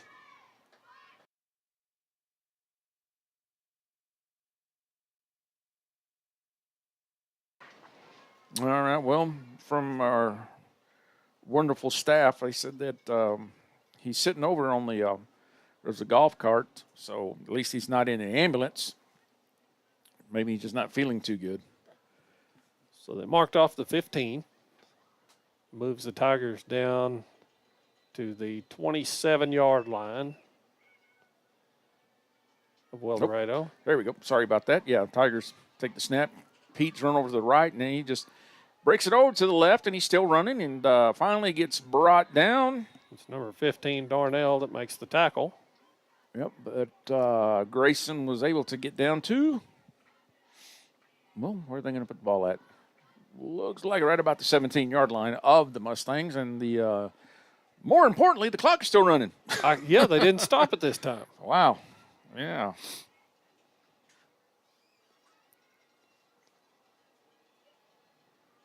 All right, Tigers again coming up to the line of scrimmage. Slot over to the nope, it's a tight diamond spread. McGinty has come up here with Pete.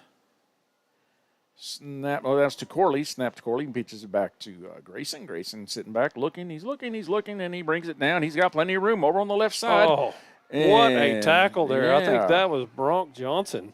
Got an was ankle that number bit. 88? 55. Nope.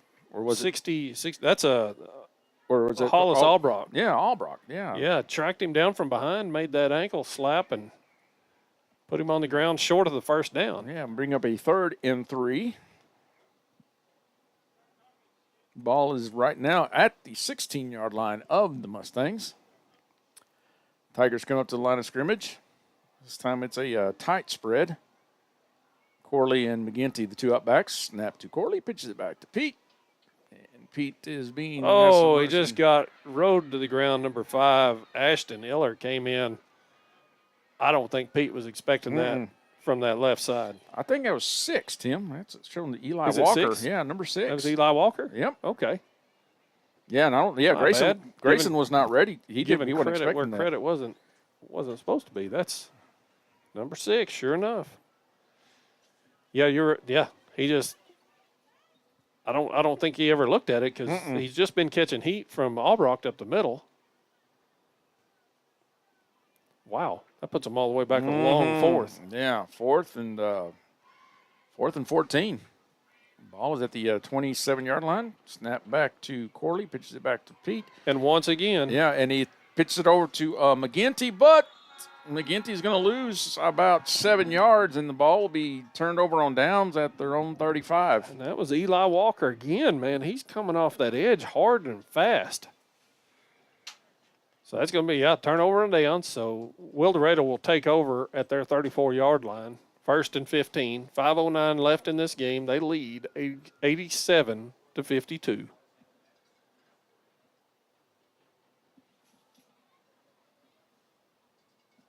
Looks like there's some mental fatigue on the field as well. Yeah. It's just it's turned into a long game. Yep. And their bench is a little deeper than ours for sure. So they're bringing out some fresh legs too. Because Eli hadn't been in the game till that series there. We got 2 receivers to the left.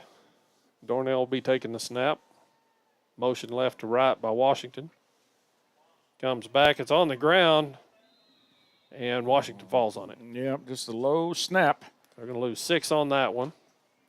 5 is where they're going to mark it. So it'll be 2nd down and 20.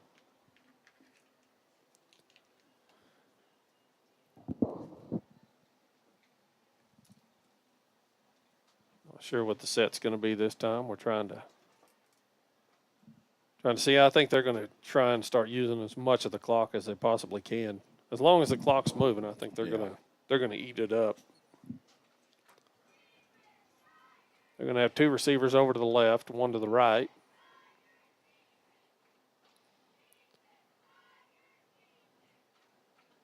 Darnell has it, fakes the handoff. He throws the pass over the middle. That was the big man himself. That's number 99, Xavier Howard. He's a junior, and that makes that catch, and he gets knocked out of bounds.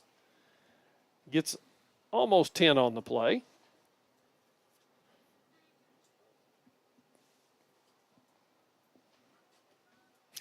Kind of looking at our fans. I think even their fans look tired too. Sorry, Yep. I mean, this is. That one stops the clock. They're going to have two receivers to the left, one to the right again. It's going to be that same formation they used on the last play. Motion left to right by Washington. He keeps going out. Oh, there's a fly right on it. Oh, my gosh. Driscoll just got all the way past Davis Babcock on that one and goes in for the touchdown. He just ran straight on a fly route. And it's like almost like Babcock was just frozen. And it wasn't really it wasn't one of his Darnell's better throws. I mean, it was underthrown. I think what kept him up was Washington was going out into the flat. I think they thought that was going to be a flat throw. Esparza 9 back in to kick. 93-52 right now.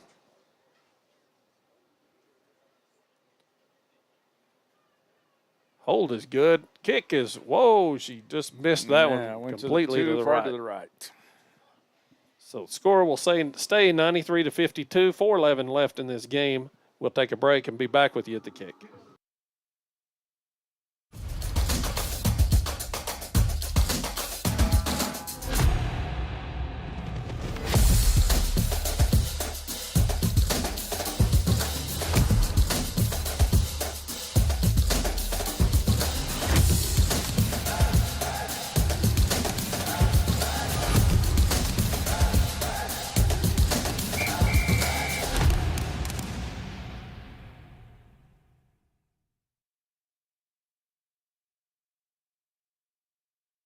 We're back. Groom Tiger football. The Mustangs have gone down there and scored again, bringing the score 93-52, 4:11 left in this almost 3-hour football game. Almost 3? Almost 3 hours. Yeah. Pressing up on it. Here comes the kick. It looks like it's probably going to be an onside one again from Wildorado. Well, some of the Tigers are now moving back, but yeah, I think it is. And there it sure is. Punched it in the middle. Yeah, number 5, Bryson Chuck picks it up, goes over to the left, and he is being brought down, and the Tigers will have 1st and 15 at the 37-yard line of the Mustangs. Yeah, you almost called out a 11-man. I did, didn't I? That's just a 43. Yeah. Well, now it's going to be 38.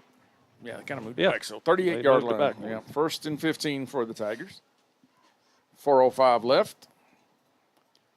And we got the big boys in, so the Tigers are going to be tight. So unless Grayson throws a little quick dump pass, the Tigers are going to be content to run the ball. Snap, a quick handoff to and Corley. He's met in the backfield. Yeah, Corley they knew it. And that's number 88, Bronk Johnson.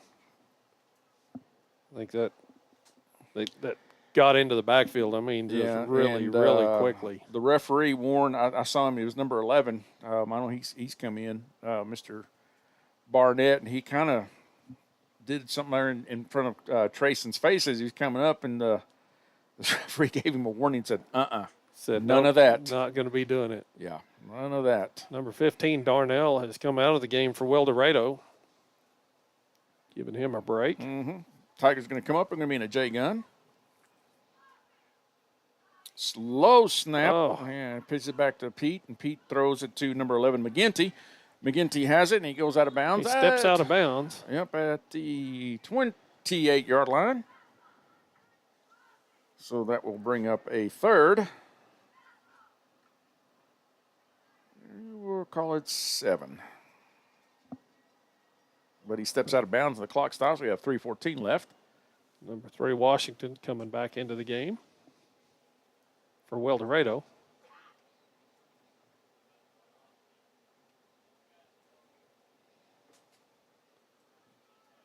Again, Tigers this time in a J gun. Corley getting ready to take the snap. Takes the snap, pitches it back to Pete. And Pete dumps it over. He was looking for number 8, Kenny Blackwell. But I think if Iller had been looking up, he might have picked that one off as it's thrown behind Blackwell. Yep. So that's going to bring up a 4th and 5 for the Tigers. Incomplete pass stops the clock. 3:10 left. Really? Stop the clock?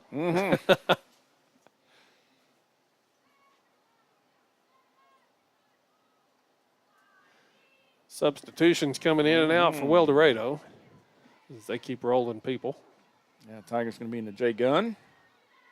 Corley get ready to take a snap.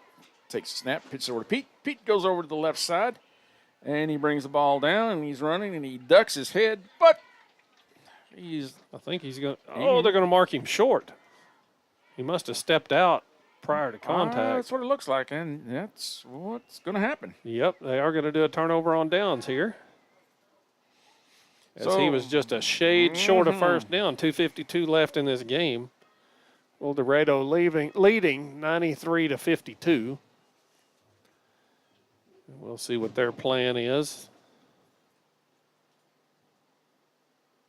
They're going to run the ball and kill the clock, or what they're going to do, or try to put another score in the game.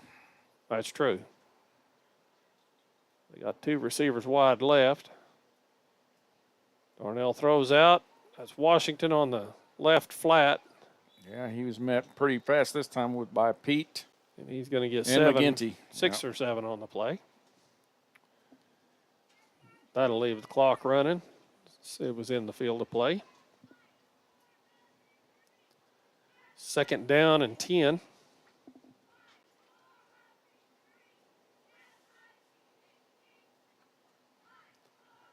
Two receivers out left for Darnell this time.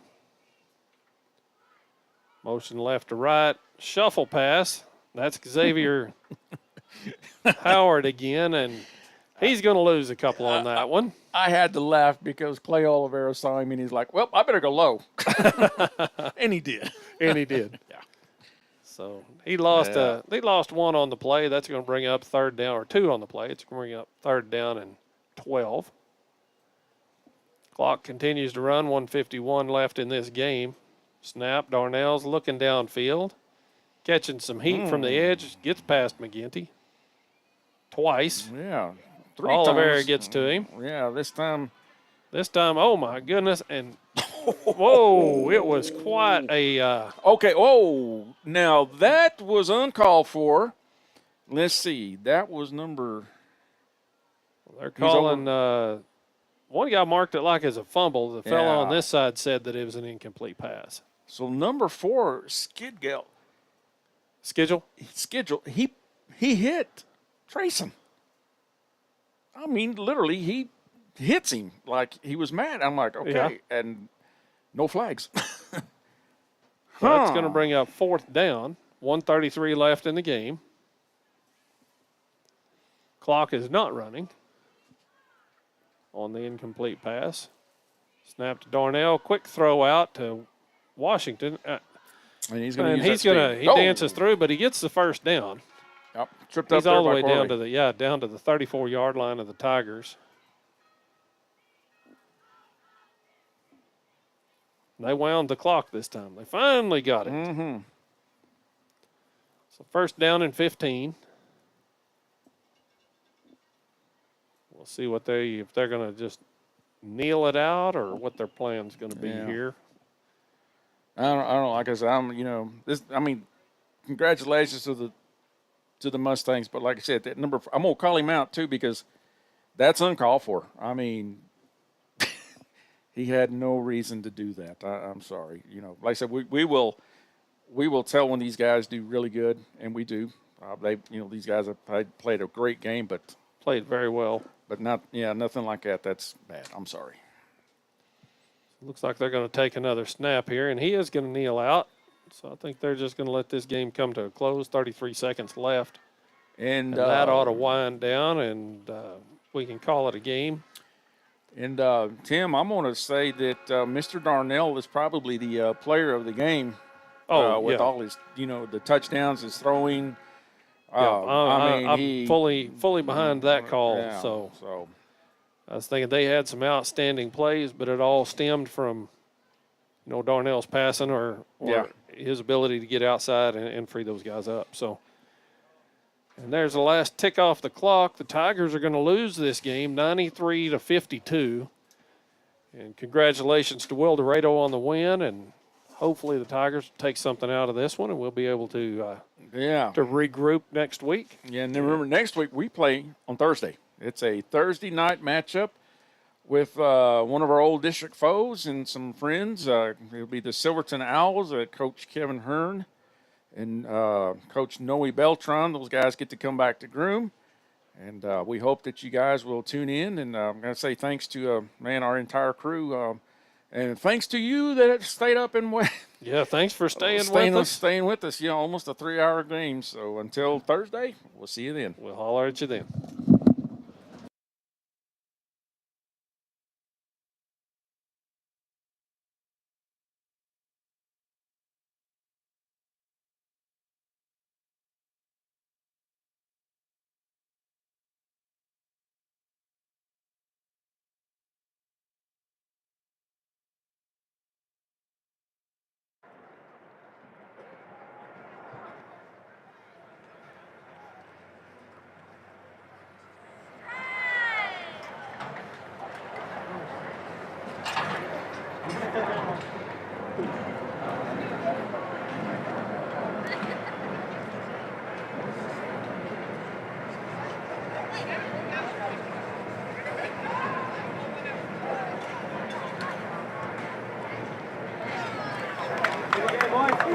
What is it? Hey, come here.